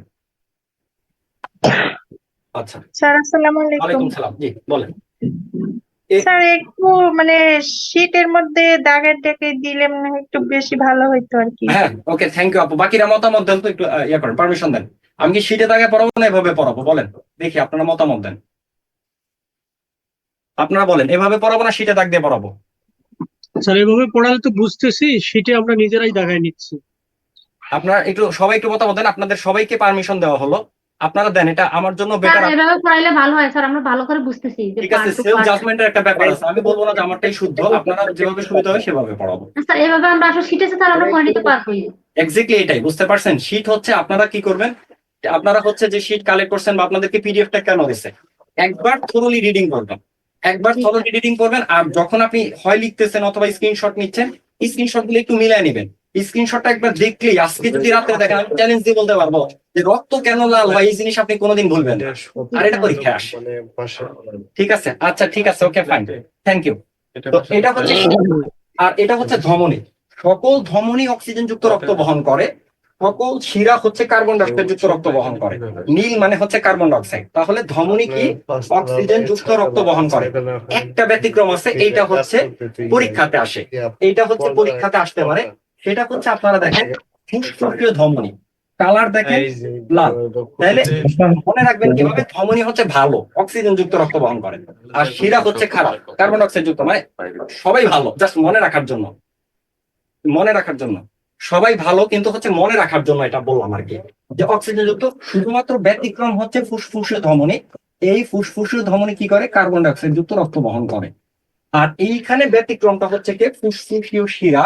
এই কি করে দেখেন আপনারা, ফুসফুসীয় শিরা কোথায় আছে ছবি, এই যে লাল, এটা কি করতেছে, ফুসফুসীয় শিরা সকল শিরা কার্বন ডাই অক্সাইড বহন করে, শুধুমাত্র ফুসফুসীয় শিরা কি করে, অক্সিজেন যুক্ত রক্ত বহন করে, অক্সিজেন যুক্ত রক্ত।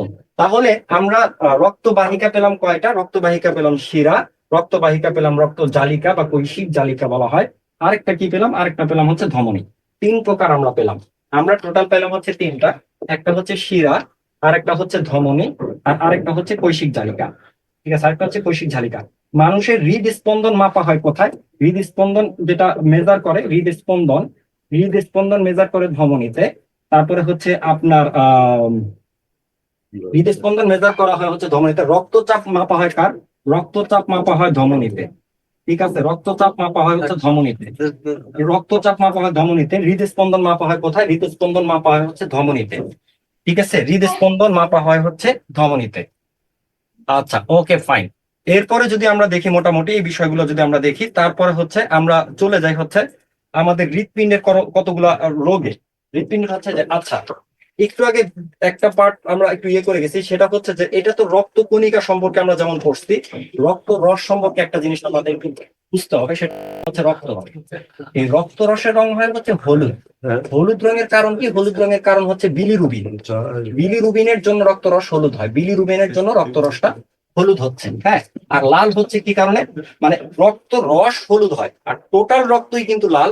সে লালের কারণ কিন্তু আমরা বলে দিচ্ছি, সেটা হচ্ছে যে এটা শুধু বোঝানোর জন্য লাল নীল করা হয়েছে, কিন্তু রক্তের রং কিন্তু লাল, এটা মনে রাখবেন। রক্ত কখনোই নীলবর্ণ হইতে পারে না, রক্ত কখনো নীলবর্ণ হয় না। ওকে, ফাইন। এরপর হচ্ছে ব্যাক টু প্যাভিলিয়নে আমরা চলে যাচ্ছি। মোটামুটি আপনারা বাকিগুলো একবার একটু রিডিং করলে আপনারা বুঝতে পারবেন। একবার হচ্ছে যেমন হার্ট অ্যাটাক, হার্ট অ্যাটাক বা হচ্ছে অ্যানজিনা। অ্যানজিনা হচ্ছে বুকের ব্যথা, অ্যানজিনা হচ্ছে বুকের ব্যথা, যেটাকে অ্যানজিনা বলা হয়। ঠিক আছে, কেন হয়, এটা হচ্ছে আপনার রক্ত যদি ভালোভাবে হার্ট প্রবাহিত করতে না পারে তাহলে একটু ইয়ে হয়। আর হার্ট অ্যাটাকটা কখন হয়, যে হৃৎপিণ্ডেরও কিন্তু রক্ত দরকার, এখন সে রক্ত যদি না পায়, রক্ত দিয়ে মূলত কি হয়, খাদ্য পরিবাহিত হয়, পুরা শরীরে হচ্ছে খাদ্য পরিবাহিত। রক্ত যদি, হৃৎপিণ্ড যদি নিজে রক্ত না পায়, তখন সে জোরে জোরে বৃদ্ধিতে থাকে, এক পর্যায়ে হার্ট অ্যাটাক হয়। তাহলে অ্যানজিনা কিংবা হার্ট অ্যাটাক, এটা হচ্ছে আপনার হার্ট অ্যাটাক, এইটা হচ্ছে আপনার এগুলো হচ্ছে আপনার ইয়ে। আর আরেকটা হচ্ছে এনজিওপ্লাস্টি বলা হয়, এনজিওপ্লাস্টি।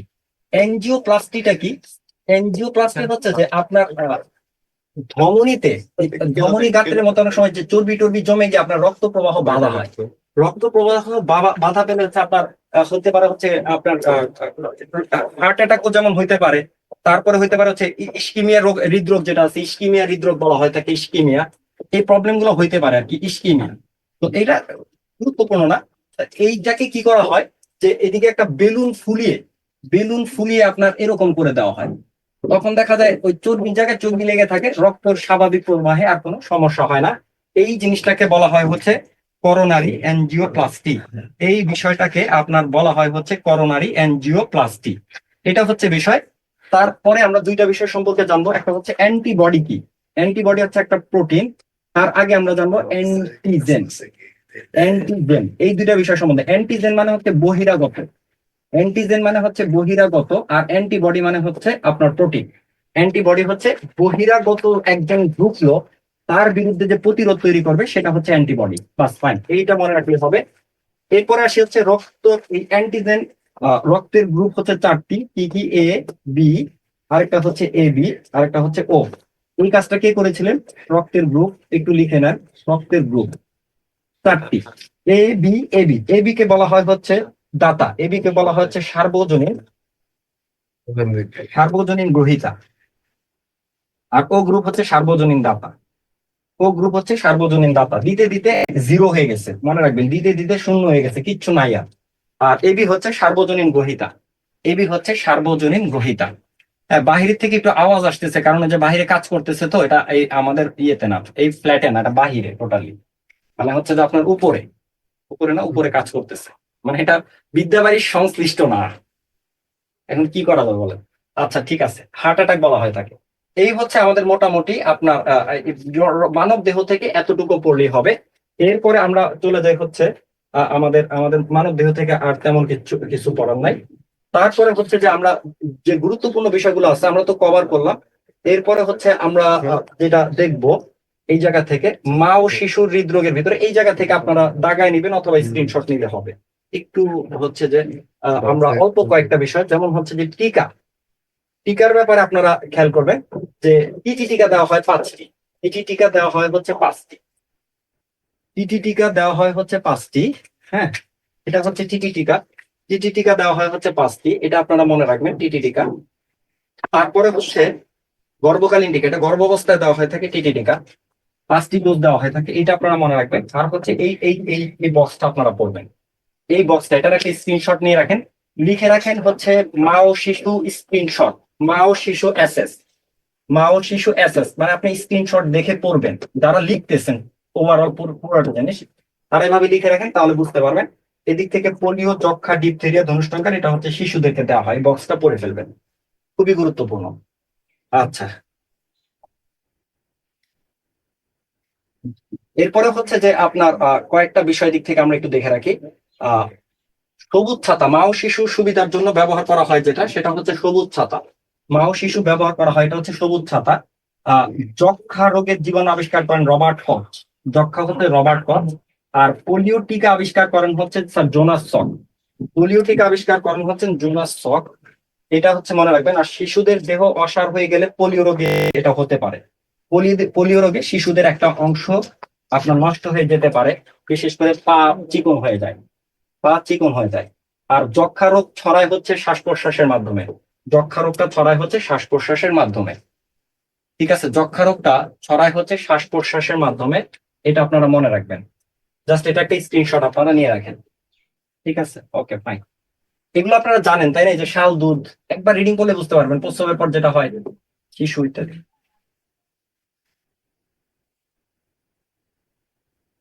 এবার আমরা আসি, সেটা হচ্ছে যে এটা অনেক বড় একটা লেকচার, আপনারা জানেন যেটা অনেক বড় একটা লেকচার, অনেকগুলো টপিক আমাদের মধ্যে কভার করতে হয়। ভিটামিন এর আমরা হচ্ছে খাদ্যের যে বিভিন্ন ধরনের এসিড, এটা আমরা পড়ছি, খাদ্যের বিভিন্ন ধরনের এসিডের ব্যাপারে আমরা অলরেডি পড়ে ফেলছি, অলরেডি আমরা অবগত। হচ্ছে একটা লেকচার এটা এই বিষয় ছিল, এর মধ্যে যেগুলো ছিল না সেটা আমরা একটু পড়ার চেষ্টা করি। সেটা হচ্ছে কচু শাক, কচু শাকের মধ্যে লৌহ থাকে, ডাবের মধ্যে থাকে পটাশিয়াম, ডাবের মধ্যে থাকে পটাশিয়াম। এটার একটা স্কিল, কচু শাকে থাকে হচ্ছে লৌহ, কচু শাক কলা, কচু শাক কলা বা কাঁচা কলা, এর মধ্যে আপনারা জানেন যে আয়রন থাকে, লৌহ বা আয়রন থাকে, ঠিক আছে। আচ্ছা, আর বাকিগুলো আপনাদের পড়তে হবে, বাকিগুলো অন্য একটা লেকচারে ছিল, এজন্য আমি এটা স্কিপ করে গেছি। এরপর আসে আমাদের খাদ্য সম্পর্কে যে কথাবার্তাগুলো বলা আছে। আমাদের দৈনিক হচ্ছে 2 থেকে 2.5 লিটারের মতো খাদ্য লাগে। আমাদের দৈনিক হচ্ছে আপনার দৈনিক হচ্ছে আমাদের ক্যালোরি, কতটুকু ক্যালোরি লাগে দৈনিক হচ্ছে ক্যালোরি লাগে হচ্ছে আমাদের দৈনিক ক্যালোরি লাগে হচ্ছে কতটুকু, দৈনিক ক্যালোরি লাগে হচ্ছে 2 থেকে 2.5 হাজার ক্যালোরি। এবার খাদ্য উপাদান কতটি, খাদ্য উপাদান হচ্ছে আপনারা মনে রাখবেন, খাদ্য উপাদান হচ্ছে 6টি, খাদ্য উপাদান হচ্ছে 6টি। এর মধ্যে হচ্ছে আপনার মুখ্য উপাদান 3টি, মুখ্য হচ্ছে 3টি, আর গৌণ উপাদান হচ্ছে 3টি, গৌণ হচ্ছে 3টি, বাস ফাইন। মুখ্য কে কে, মুখ্য হচ্ছে শর্করা, আমিষ, আরেকটা হচ্ছে স্নেহ, স্নেহ হচ্ছে চর্বি বলতে পারেন বা ফ্যাট বলতে পারেন। আর গৌণ হচ্ছে আপনার, গৌণ 3টা লিখলাম না, এটা থাকতে হবে কত 4:1:1। যাদের মধ্যে এই 6টি উপাদানই থাকে তাদেরকে বলা হয় হচ্ছে সুষম খাদ্য, পরিমাণ মতো থাকে তাদেরকে বলা হয় হচ্ছে সুষম খাদ্য, তাদেরকে বলা হয় হচ্ছে সুষম খাদ্য। এর মধ্যে এই 3টি উপাদান যেটা আছে, এই 3টি উপাদান হচ্ছে শর্করা, আমিষ, সেটা হচ্ছে মুখ্য উপাদান। আর এই 3টি তো আপনারা জানেন, এটা হচ্ছে ভিটামিন, ভিটামিন, খনিজ, খনিজ, আর একটা হচ্ছে পানি, এটা ফাইন, দ্যাটস ইট। আর আমাদের কত ক্যালোরি লাগে, 2000 থেকে 2500, পুরুষের একটু বেশি লাগে, মহিলাদের একটু কম লাগে।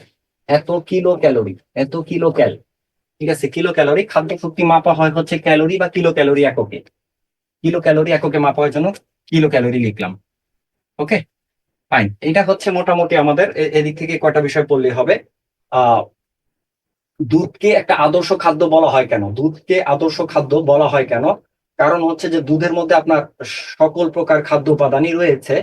এর মধ্যে আপনার শর্করা হিসেবে থাকে ল্যাকটোজ, আপনারা জানেন খনিজ হিসেবে থাকে ফসফরাস এবং ক্যালসিয়াম। তারপরে আমিষ হিসেবে থাকে হচ্ছে ক্যালসিন প্রোটিন থাকে।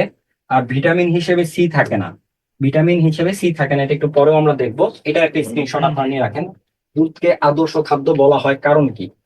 দুধ এবং আচ্ছা, এটা হচ্ছে গুরুত্বপূর্ণ।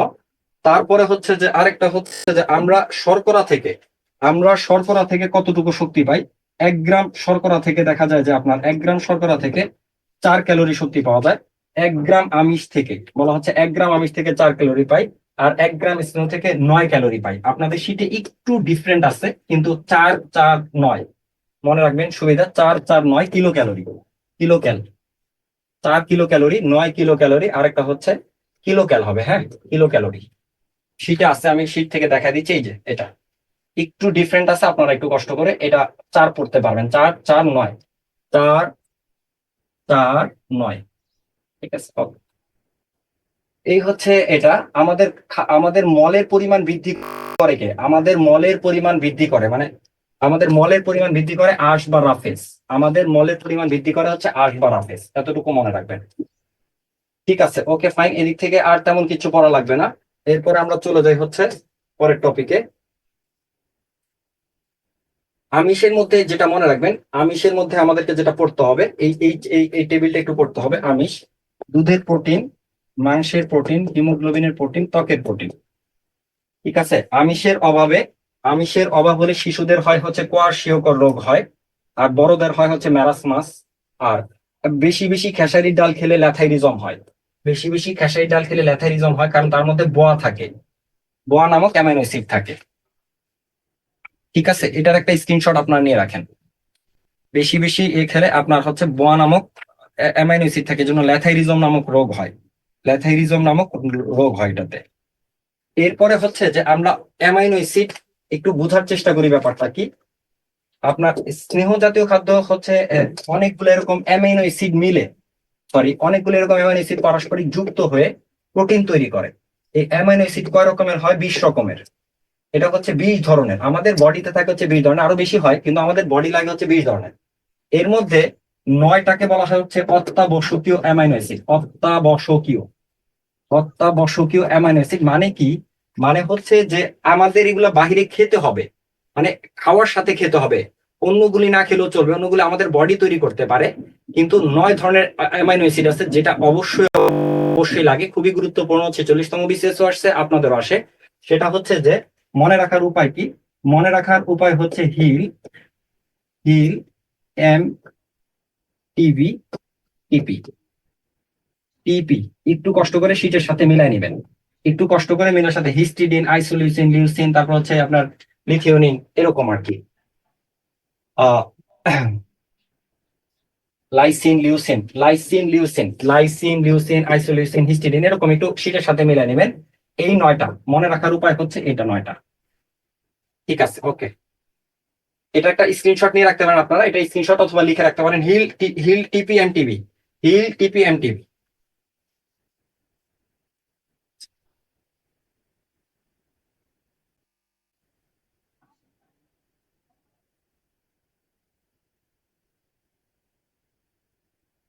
এরপর আমরা চলে যাই হচ্ছে সরাসরি হচ্ছে ভিটামিনের মধ্যে। আর কি, ভিটামিনটা খুব গুরুত্বপূর্ণ, ভিটামিনটা খুবই গুরুত্বপূর্ণ। মানে কয়েকটা বিষয় আছে ভিটামিনের, একটু আমরা দেখবো। সেটা হচ্ছে যে ভিটামিন, আপনার ভিটামিনের মধ্যে আমাদের যেটা দরকার সেটা হচ্ছে কোন ভিটামিনের অভাবে কি রোগ হয়, কোন ভিটামিনের অভাবে কি রোগ হয়, এটা আমরা একটু দেখবো। তারপরে হচ্ছে যে ভিটামিন হচ্ছে যে হপকিন্স কোলেনহাইমটিস আবিষ্কারক এটা। ভিটামিন হচ্ছে এ, বি, সি, ডি, ই, আরেকটা হচ্ছে কে। এই 6 ধরনের ভিটামিন হয়। ভিটামিন বি এবং সি এরা হচ্ছে পানিতে দ্রবণীয়, পানিতে দ্রবণীয়, এটা মনে রাখবো আমরা, পানিতে দ্রবণীয়। এবং ভিটামিন সি হচ্ছে আপনার দুধে এবং ডিমে থাকে না। ভিটামিন সি হচ্ছে দুধ এবং ডিমে থাকে না, দুধ ও ডিমে থাকে না। ভিটামিন সিটা থাকে না কোথায়? দুধ এবং ডিমের মধ্যে থাকে না। ঠিক আছে, ওকে ফাইন। এরপরে হচ্ছে যে দ্রুত বুঝাচ্ছি না, স্লোই বুঝাচ্ছি। জাস্ট হচ্ছে আপনারা এগুলো পড়ে আসছে অলরেডি, তাই না? দুধে ভিটামিন সি থাকে না, ডিমে থাকে না, পানিতে দ্রবণীয়। বাকি যেগুলো আছে সেগুলো হচ্ছে আমরা রোগ, এদের অভাবে কি কি রোগ হয় এটা একটু পড়ে ফেলি। সেটা হচ্ছে যে ভিটামিন এ এর অভাবে রাতকানা রোগ হয়, লেখা আছে দেখেন। এটা হচ্ছে ভিটামিন এ এর অভাবে রাতকানা রোগ হয়। ভিটামিন সি এর অভাবে স্কারবি রোগ হয়। একটা এটা বললেই হবে, রাতকানা, স্কারবি। আরেকটা হচ্ছে চর্মরোগ, হ্যাঁ, চর্মরোগ। ভিটামিন ডি এর অভাবে শিশুদের হয় রিকেটস, এটা হচ্ছে শিশুদের রিকেটস রোগ হয়। আর বড়দের হয় হচ্ছে অস্টিওম্যালেশিয়া, এইটা। ভিটামিন ই এর অভাবে প্রজনন ক্ষমতা হ্রাস পায়, ভিটামিন ই এর অভাবে প্রজনন ক্ষমতা হ্রাস পায়। তারপর হচ্ছে এটা হচ্ছে ভিটামিন কে, এটা হচ্ছে ভিটামিন কে, রক্ত পড়া বন্ধ হয় না, বা ভিটামিন কে কি করে, রক্ত জমাট বাঁধতে সহায়তা করে, এটা হচ্ছে বিষয়। আর বাকি সবগুলো হচ্ছে ভিটামিন বি, বাকি সবগুলো হচ্ছে ভিটামিন বি। ভিটামিন বি এর অভাবে বেরি রোগ হয়, এটা হচ্ছে গুরুত্বপূর্ণ। তারপরে হচ্ছে আপনার হিমোগ্লোবিনের স্বল্পতা দেখা দেয়, হিমোগ্লোবিনের স্বল্পতা দেখা দেয়। আর আরেকটা দেখতে পাচ্ছেন, সেটা হচ্ছে যে স্নায়ু রোগ বা হতাশা, স্নায়ু রোগ বা হতাশা। হতাশ হলে বেশি বেশি ভিটামিন বি খাবেন, ঠিক আছে, ভিটামিন বি খাবেন। এইটা হচ্ছে মোটামুটি একটা স্ক্রিনশট নিয়ে রাখি। এই জায়গাতে হচ্ছে জাস্ট অভাবজনিত রোগ, কোন ভিটামিনের অভাবে আমাদের কি কি রোগ হয়, এই কয়টা ডিজিজ আমাদের পড়লেই হবে। এর মধ্যে কেটা হচ্ছে গুরুত্বপূর্ণ, দেখেন, রক্ত পড়া বন্ধ হয় না। আর হিমোগ্লোবিন স্বল্পতা হয় হচ্ছে ভিটামিন বি অথবা বি 12, বি অথবা মনে রাখতে পারেন বি 12, আরো অ্যাপ্রোপ্রিয়েট হচ্ছে বি 12। স্ক্রিনশট নেওয়া হলে আমরা পরেরটাতে চলে যাচ্ছি। Still we are in human body, আমরা এখনো মানব দেহতেই আছি, আমরা এখনো মানব দেহ ক্রস করিনি, যদি আমাদের আরো কয়েকটা টপিক আছে আপনারা জানেন। দ্যাটস অ্যানাদার ওয়ান, সেটা হচ্ছে উদ্ভিদ জগৎ। উদ্ভিদ জগৎ থেকে আমাদের তেমন কিচ্ছু পড়ার নাই, অল্প কয়েকটা বিষয় আমরা পড়বো। সেটা হচ্ছে যে দ্বিপদ নামকরণের প্রবর্তক হচ্ছে ক্যারোলাস লিনিয়াস। পৃথিবীর প্রাচীনতম উদ্ভিদ হচ্ছে ফার্ন, পৃথিবীর প্রাচীনতম উদ্ভিদ হচ্ছে ফার্ন, যেটাকে আমাদের বিডিতে ঢেকি শাক বলা হয়, ঢেকি শাক। এটা আমরা মনে রাখবো। বাংলাদেশের সবচেয়ে উঁচু উদ্ভিদ হচ্ছে বৈলাম, বৈলাম হচ্ছে বিডির সবচেয়ে উঁচু উদ্ভিদ। আর ওয়ার্ল্ডের সবচেয়ে উঁচু উদ্ভিদ হচ্ছে আপনার giant redwood tree, redwood tree. একটু মনে, এগুলো মুখস্থ করতে হবে, এদিকে বোঝার কিচ্ছু নাই। বাংলাদেশের মধ্যে সবচেয়ে বড় বৃক্ষ কি? বাংলাদেশের মধ্যে সবচেয়ে বড় বৃক্ষ হচ্ছে আপনার বৈলাম বৃক্ষ। আর ইয়ে হচ্ছে যে আপনার সবচেয়ে পৃথিবীর মধ্যে সবচেয়ে হচ্ছে জায়ান্ট রেডউড ট্রি। এরপরে দুইটা টার্ম আপনারা মনে রাখার চেষ্টা করবেন, একটা হচ্ছে স্পিরুলিনা, আরেকটা হচ্ছে আপনার হচ্ছে একটা স্পিরুলিনা, আরেকটা হচ্ছে ক্লোরেলা। 4 আর 10, হ্যাঁ, 4 আর 10 নম্বর পয়েন্ট ক্লোরেলা। এদের দুইজনই হচ্ছে শৈবাল, এদের দুইজনই হচ্ছে শৈবাল। এটা একটু মনে রাখবেন, সবুজ শৈবাল। আমরা একটু শৈবাল মানে হচ্ছে শ্যাওলা। স্পিরুলিনার আবিষ্কারককে ডক্টর ফ্লোরা মজিদ, ঠিক আছে। স্পিরুলিনার আবিষ্কার হচ্ছে জলজ উদ্ভিদ পানিতে ভাসে কেন? বায়ু কুঠুরি থাকায়। জলজ উদ্ভিদ পানিতে ভাসে হচ্ছে বায়ু কুঠুরি থাকায়, ঠিক আছে। জলজ উদ্ভিদ পানিতে ভাসে হচ্ছে বায়ু কুঠুরি থাকায়। আরেকটা হচ্ছে যে যে সকল উদ্ভিদের পাতা সব সময় থাকে, যে সকল উদ্ভিদের পাতা সব সময় থাকে তাদেরকে বলা হয় হচ্ছে চিরহরিত উদ্ভিদ। আর যাদের পাতা কোনো এক সময় ঝরে পড়ে যায়, মানে চিরহরিত সব সময় থাকবে, তাদেরকে বলা হয় হচ্ছে পর্ণমোচী উদ্ভিদ। তাদেরকে বলা হয়, যাদের পাতা ঝরে, কোনো একটা সময় ঝরে পড়ে যায়, তাদেরকে বলা হচ্ছে পর্ণমোচী উদ্ভিদ। এরপরে হচ্ছে একটা স্ক্রিনশট আপনার এই জায়গা থেকে নিয়ে রাখেন। উদ্ভিদের অনেক প্রকারভেদ আছে, আমরা সেই প্রকারভেদে যাব না, শুধু এতটুকু বলবো, শৈবাল কি, ছত্রাক কি।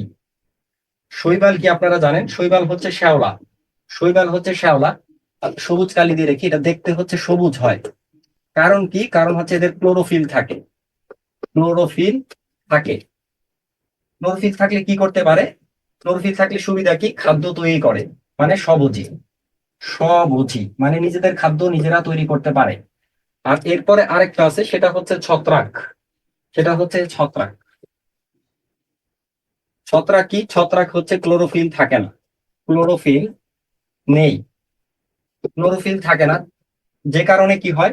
ক্লোরোফিল না থাকার কারণে এরা নিজেদের খাদ্য নিজে ওরা করতে পারে না, যে কারণে হচ্ছে পরের উপর এরা নির্ভরশীল বা পরজীবী। এরা হচ্ছে পরের উপরে নির্ভরশীল বা পরজীবী। এবার হচ্ছে যে শৈবাল এবং ছত্রাক এই দুজন মিলে তৈরি করে হচ্ছে আরেক একটা নতুন আজীব এক জিনিস, সেটাকে বলা হয় হচ্ছে লাইকেন। এই দুজনে মিলে তৈরি করা হচ্ছে লাইকেন। এই স্পিরুলিনা আর একটা হচ্ছে ক্লোরেলা, এরা হচ্ছে শৈবাল, এরা হচ্ছে শৈবাল। ছত্রাকের উদাহরণ হিসেবে আমরা কি কি পড়তে পারি? খুবই গুরুত্বপূর্ণ, ছত্রাকের উদাহরণ হিসেবে আমরা পড়তে পারি, সেটা হচ্ছে মাশরুম বা ব্যাঙের ছাতা। মাশরুম বা ব্যাঙের ছাতা কি? এক ধরনের ছত্রাক। মাশরুম বা ব্যাঙের ছাতা এক ধরনের ছত্রাক।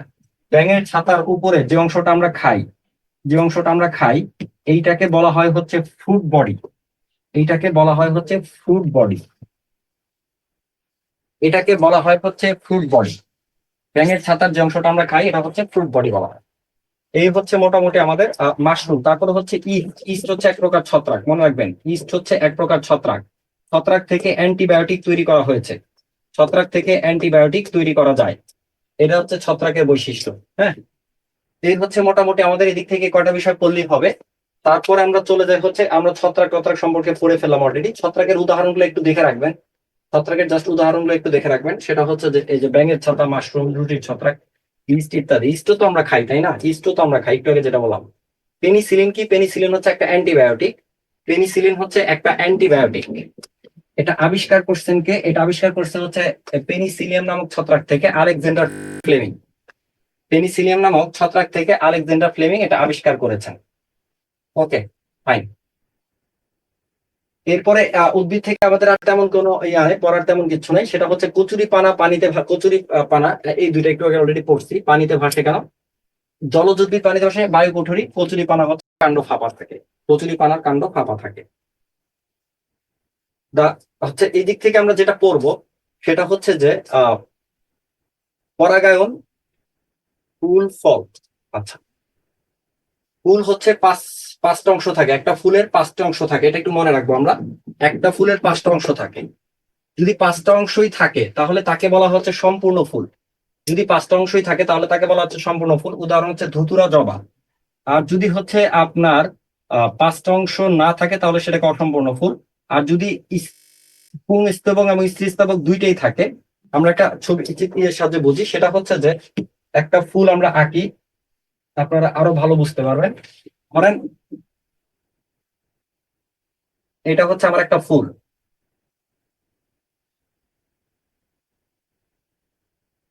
এটা হচ্ছে একটা ফুল আমার, ঠিক আছে? এই এই এটা একটা অংশ, এটা একটা অংশ, এটা একটা অংশ, এটা একটা অংশ, এটা একটা অংশ, ঠিক আছে? এটা হচ্ছে স্ত্রী স্তবক, এটা হচ্ছে পুং স্তবক। খেয়াল করেন, এটা হচ্ছে স্ত্রী স্তবক, এটা হচ্ছে পুং স্তবক। এটা কি ফুল বোঝা যাচ্ছে? ধুতুরা না জবা? এটা হচ্ছে জবা। জবা ফুল যার পাঁচটা অংশই থাকে, এটাকে বলা হচ্ছে সম্পূর্ণ ফুল।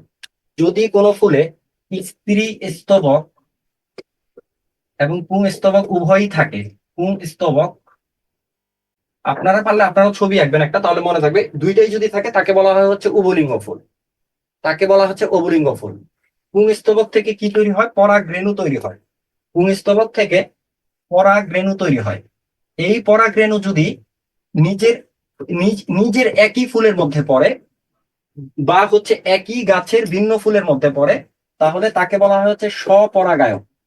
পরাগায়ন হচ্ছে একটা আপনার হচ্ছে জৈবিক প্রক্রিয়া, তাই না? পরাগায়ন মানে বংশবৃদ্ধি করার প্রক্রিয়া, পরাগায়ন। এটা যদি নিজ ফুলে পড়ে, পরাগরেণু কোথায় তৈরি হয়? পুংস্তবকে। এইটা যদি এই ফুলে পড়ে অথবা একই গাছের অন্য ফুলে পড়ে তাহলে হচ্ছে স্বপরাগায়ন। আর পরপরাগায়ন কি? এটা হচ্ছে ভিন্ন গাছ, গাছই যদি ভিন্ন হয়ে যায়, ভিন্ন গাছের কোনো ফুলে পড়ে তাহলে তাকে বলা হয় হচ্ছে পরপরাগায়ন। তাকে বলা হয় হচ্ছে পরপরাগায়ন। ক্লিয়ার? আমরা বুঝতে পারছি? ওকে, ফাইন। এবার হচ্ছে যে আমরা কয়েকটা প্রক্রিয়া সম্পর্কে পড়ি। একটা হচ্ছে প্রচ্ছেদন।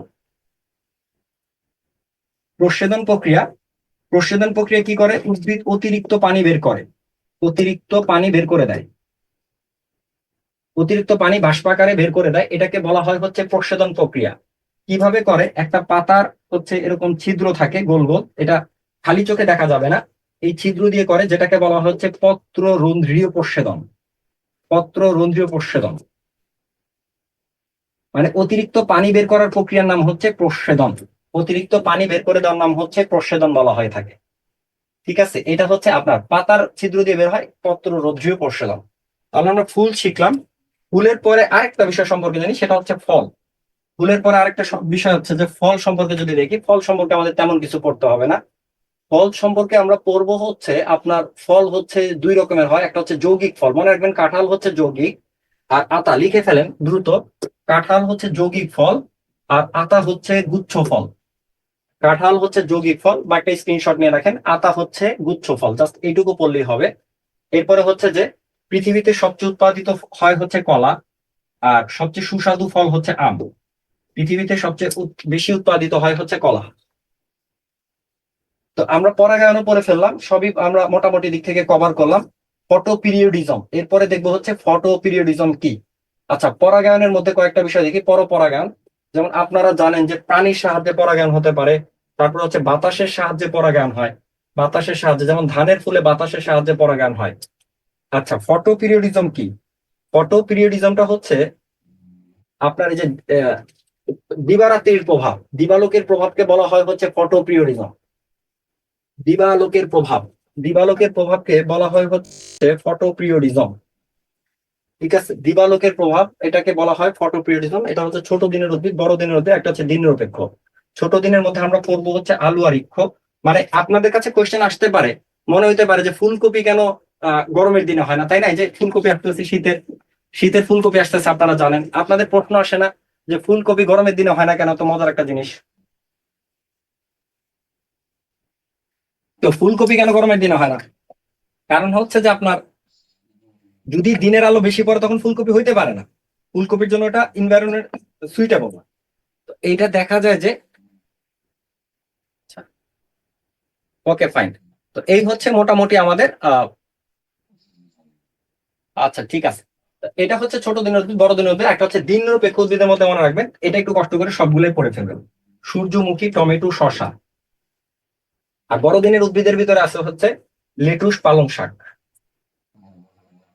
আচ্ছা ঠিক আছে, এরপর আমরা পরেরটাতে চলে যাচ্ছি। এখন একটু মানে আমাদের আপনাদের হচ্ছে গুরুত্বপূর্ণ যেগুলো আমরা পড়ে ফেলছি। এবার হচ্ছে গাছের জন্য যেগুলো দরকার, গাছের জন্য যেটা দরকার সেটা হচ্ছে মুখ্য আর একটা হচ্ছে গৌণ। গাছের জন্য মোটামুটি 60টা লাগে, তো 60টার মধ্যে 16টা হচ্ছে গুরুত্বপূর্ণ উপাদান। এর মধ্যে 16টা উপাদান হচ্ছে আপনার মুখ্য উপাদান, 16টা হচ্ছে মুখ্য, 16টা উপাদান হচ্ছে খুব গুরুত্বপূর্ণ।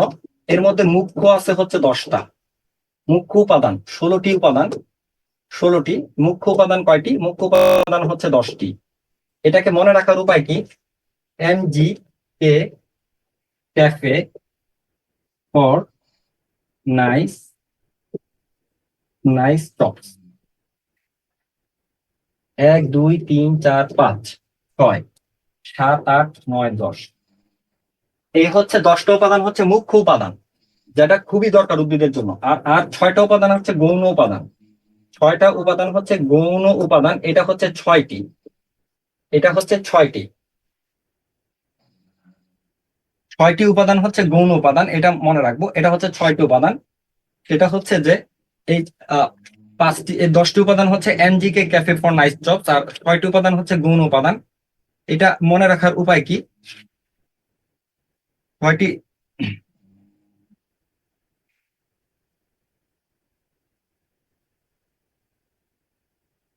6টি উপাদান যেটা, সেটা হচ্ছে যে গৌণ উপাদান। আপনাদের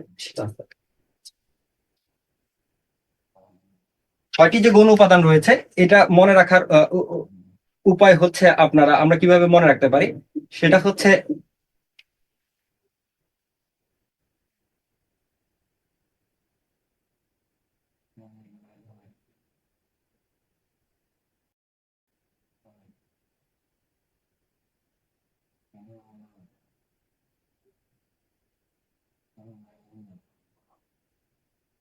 ম্যাম কাল কাজিনের বাড়ি যাবে, কপার আর জিঙ্ক। হ্যাঁ, ম্যাম কাল কাজিনের বাড়ি যাবে, এটা মনে রাখবেন। ঠিক আছে, সেটা হচ্ছে কি? এটা হচ্ছে manganese, molybdenum, chlorine, copper, zinc, আরেকটা হচ্ছে বোরন। কপার, জিঙ্ক, আরেকটা হচ্ছে বোরন। ওকে, এর মধ্যে আপনাদের একটু বলে দিই, সেটা হচ্ছে ম্যাগনেসিয়াম, আয়রন, আরেকটা হচ্ছে নাইট্রোজেন। এই তিনটার অভাবে হচ্ছে ক্লোরোসিস হয়। এই তিনটার অভাবেই ক্লোরোসিস হইতে পারে, একটা একটা করে আসতে পারে, তিনটা একত্রে আসতে পারে। এইটা পটাশিয়ামের অভাবে হচ্ছে পাতার কিনারা হলুদ হয়, পাতার কিনারা হলুদ হয়। ঠিক আছে, পাতার কিনারা হলুদ হয়। Okay fine. তারপরে হচ্ছে সালফারের অভাবে পরিপক্কতা, সালফারের অভাবে ফসলের পরিপক্কতা নষ্ট হয়। এটা হচ্ছে পরিপক্কতা, ফসলের পরিপক্কতা, পরিপক্কতা, পরিপক্কতা। আরো বিষয় আছে, সালফারের অভাবে হচ্ছে ফসলের পরিপক্কতা নষ্ট হয়। আচ্ছা ঠিক আছে, আমরা সময় তো শেষ হয়ে আসছে, লেকচার তো শেষ হয়নি। রূপান্তরিত মূল এবং রূপান্তরিত কাণ্ড খুবই গুরুত্বপূর্ণ। এটা হচ্ছে একটু কষ্ট করে পড়ে ফেলবেন। রূপান্তরিত পাতা, রূপান্তরিত মূল। রূপান্তরিত মূল কি, এটা কষ্ট করে পড়ে ফেলবেন উদাহরণগুলো, বিশেষ করে মিষ্টি আলু মূলা। একটু বুঝাই দিচ্ছি, রূপান্তরিত মূল কি, মূল থাকে হচ্ছে উদ্ভিদের নিচে আর কাণ্ড থাকে হচ্ছে উপরে। কোন কোন উদ্ভিদের ক্ষেত্রে কাণ্ডটা নিচে চলে যায়। এখন এই মূলটা যদি পরিবর্তিত হয়ে আপনার ফসলে রূপান্তরিত হয়, তাহলে সেটাকে বলা হচ্ছে রূপান্তরিত মূল, যেমন মূলা। ঠিক আছে, এই মূলটা কি হয়েছে, মূলটা চেঞ্জ হয়ে গেছে, মূলটা চেঞ্জ হয়ে কি হচ্ছে, ফসলে রূপান্তরিত নিচ্ছে, মূলা বা গাজর। আবার অনেক সময় দেখা যায় কাণ্ড যেটা আছে একটু চেঞ্জ হয়ে ফসলে পরিবর্তিত হয়ে গেছে, সেটা যেমন হচ্ছে পেঁয়াজ, তাই না? এটা হচ্ছে পেঁয়াজের ক্ষেত্রে এরকম থাকে, তাই আপনারা জানেন, এরকম এরকম থাকে। এই যে এটা হচ্ছে রূপান্তরিত কাণ্ড, এদেরকে বলা হয় হচ্ছে রূপান্তরিত কাণ্ড। ঠিক আছে, তাহলে যেটা কাণ্ড চেঞ্জ হয়ে যাচ্ছে সেটা হচ্ছে রূপান্তরিত কাণ্ড, যেমন হচ্ছে পেঁয়াজ, রসুন, আদা, হলুদ ইত্যাদি, এটা হচ্ছে রূপান্তরিত কাণ্ড। এটা কিন্তু খুবই গুরুত্বপূর্ণ, এটা আপনার একটা স্ক্রিনশট নিয়ে রাখেন, এইটা একবার একটু উদাহরণগুলো পড়ে ফেলবেন। এরপরে হচ্ছে আমরা চলে যাই হচ্ছে পরের ইয়াতে, সেটা হচ্ছে যে আমাদের আরো বেশ কয়েকটা আছে। আপনাদের হচ্ছে সলভ ক্লাস দিবে, সলভ ক্লাসে হচ্ছে আমরা বাকি অংশ কভার করব। ঠিক আছে, সলভ ক্লাসে বাকি অংশ কভার করার চেষ্টা করব। সালোক সংশ্লেষণের মধ্যে আমরা যেটা পড়বো সেটা একটু দেখে নিই। এটা হচ্ছে বায়ু থেকে পাওয়া যায়, এটা হচ্ছে বায়ু থেকে পায়, এ হচ্ছে পানি থেকে, সরি মাটি থেকে। গ্লুকোজ, এটা হচ্ছে গ্লুকোজের সংকেত, আর উপজাত হিসেবে অক্সিজেন তৈরি করে কোন প্রক্রিয়ায়, উপজাত হিসেবে এটা হচ্ছে সূর্যালোকের উপস্থিতিতে, ক্লোরোফিলের উপস্থিতিতে। এইটার একটা স্ক্রিনশট আপনারা নিয়ে রাখেন। ফাইন, এটা হচ্ছে সালোক সংশ্লেষণ প্রক্রিয়া, এটা হচ্ছে সালোক সংশ্লেষণ প্রক্রিয়া 22 ডিগ্রি সেলসিয়াসে ভালো হয়, 22 থেকে 23। আর আরেকটা হচ্ছে লাল আলোতে ভালো হয়, লাল আলোতে। এই দুইটা আপনারা মনে রাখবেন। শ্বসনের ঠিক সালোক সংশ্লেষণের ঠিক বিপরীত প্রক্রিয়া, এটাকে স্ক্রিনশট নিয়ে রাখেন। সালোক সংশ্লেষণের ঠিক বিপরীত প্রক্রিয়া হচ্ছে শ্বসন প্রক্রিয়া। সালোক সংশ্লেষণের ঠিক বিপরীত প্রক্রিয়াকে বলা হয় হচ্ছে শ্বসন প্রক্রিয়া। এটা আমরা অলরেডি দেখলাম। শ্বসন প্রক্রিয়া হচ্ছে দুই রকমের, একটা হচ্ছে অবাত আর একটা হচ্ছে সবাত। অবাত শ্বসন কার কার হয়, অবাত আর সবাত। অবাত হয় হচ্ছে ব্যাকটেরিয়া এবং ছত্রাক, অবাত হয় হচ্ছে ব্যাকটেরিয়া এবং ছত্রাকের। ঠিক আছে, দ্বিপদ নামকরণ কি, দুইটা পদের উপস্থিতিতে নামকরণ, দুইটা পদ মিলায় যে নামকরণটা, এটাকে বলা হচ্ছে দ্বিপদ নামকরণ। এটা হচ্ছে দ্বিপদ নামকরণ। প্রথমটা হচ্ছে গণ, পরেরটা হচ্ছে প্রজাতি। প্রথমটা হচ্ছে গণ, পরেরটা হচ্ছে প্রজাতি। এটার একটা স্ক্রিনশট আপনারা নিয়ে রাখেন। প্রথম পার্টটা হচ্ছে গণ, পরেরটা প্রজাতি, প্রথমটা গণ, পরেরটা প্রজাতি, এরকম আর কি। এগুলো লাগবে না, জাস্ট হচ্ছে এইটুকু মনে রাখলে হবে। আচ্ছা, ঠিক আছে, ছুটি দিয়ে দিব, সমস্যা নাই, ছুটি দিয়ে দিব। আপনাদের হচ্ছে অনেকের আবার লিখিত ক্লাস আছে বলতেছে, ছুটি দিয়ে দিব। আর হচ্ছে আমরা তাহলে তো এটা আর কিছু কয়েকটা টপিক বাকি আছে। এক হচ্ছে আপনারা চাইলে নিজেরা একটু দেখে নিতে পারেন, মানে ওগুলো হচ্ছে জাস্ট হচ্ছে একবার একটু রিডিং করে নেবেন। একবার আমি একটু ভাইরাস আর ব্যাকটেরিয়ার দুইটা ছন্দ বলে দিই। হ্যাঁ, ভাইরাস আর ব্যাকটেরিয়ার ছন্দটা বলে শেষ করব। বাকিগুলো আপনারা একবার একটু কষ্ট করে রিডিং করে নেবেন, তাহলে হচ্ছে আপনাদের আর আশা করি কোনো সমস্যা হবে না। ভাইরাস জনিত রোগ ছন্দটা বলে দিচ্ছি কিভাবে মনে রাখতে পারি। ভাইরাস জনিত রোগ একটু লিখে নেন, আপনারা অনেকক্ষণ ধৈর্য ধরছেন। হায় হায় মা,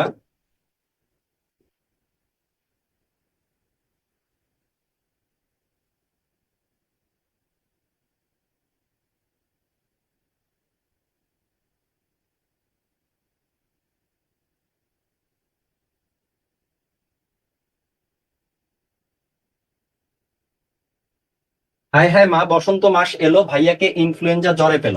ওই চার্টের সাথে আপনারা মিলালেই পাবেন। এটার একটা স্ক্রিনশট আপনারা নিয়ে রাখতে পারেন। আরেকটা হচ্ছে যে, এটা একটু পরে রাখেন, আরেকটা হচ্ছে ডেকচি। আরেকটা মনে রাখবেন, ডেকচি। ডেকচি মানে dengue, corona, chikungunya. Dengue, corona, chikungunya. ঠিক আছে, ডেঙ্গু, করোনা, চিকুনগুনিয়া। এর মধ্যে ডেঙ্গু মশা ছড়ায় হচ্ছে কি দিয়ে, ডেঙ্গু এবং চিকুনগুনিয়া দুইটাই হচ্ছে অ্যাডিস মশা, দুইটাই হচ্ছে অ্যাডিস মশা।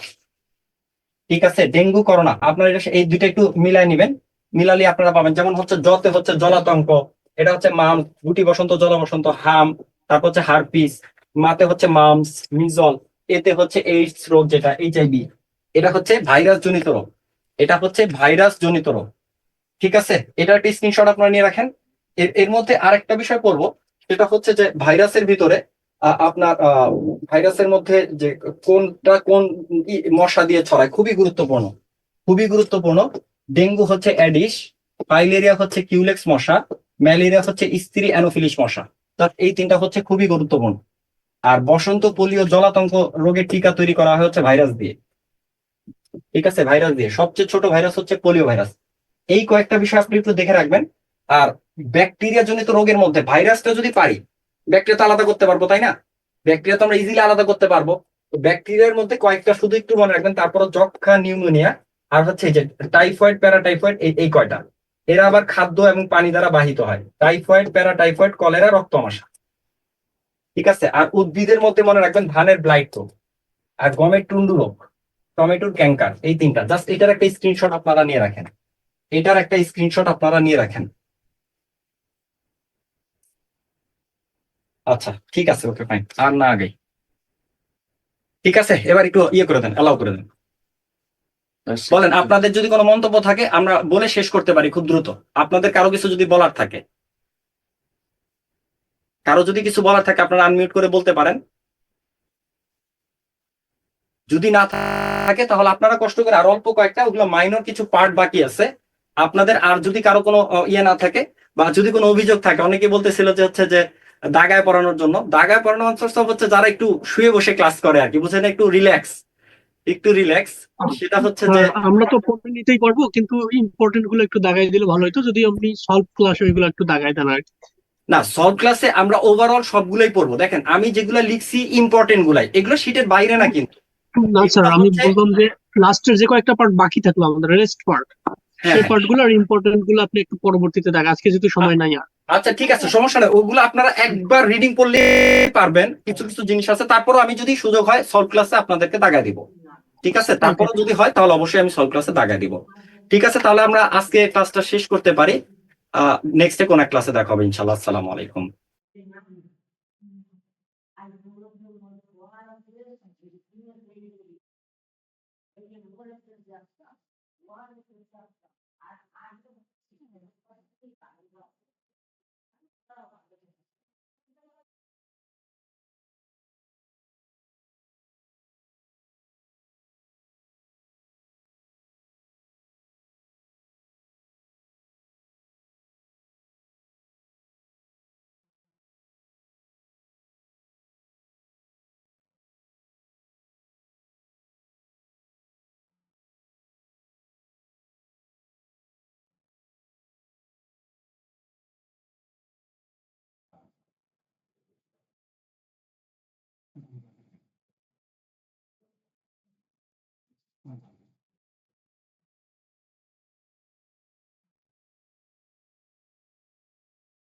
হুম।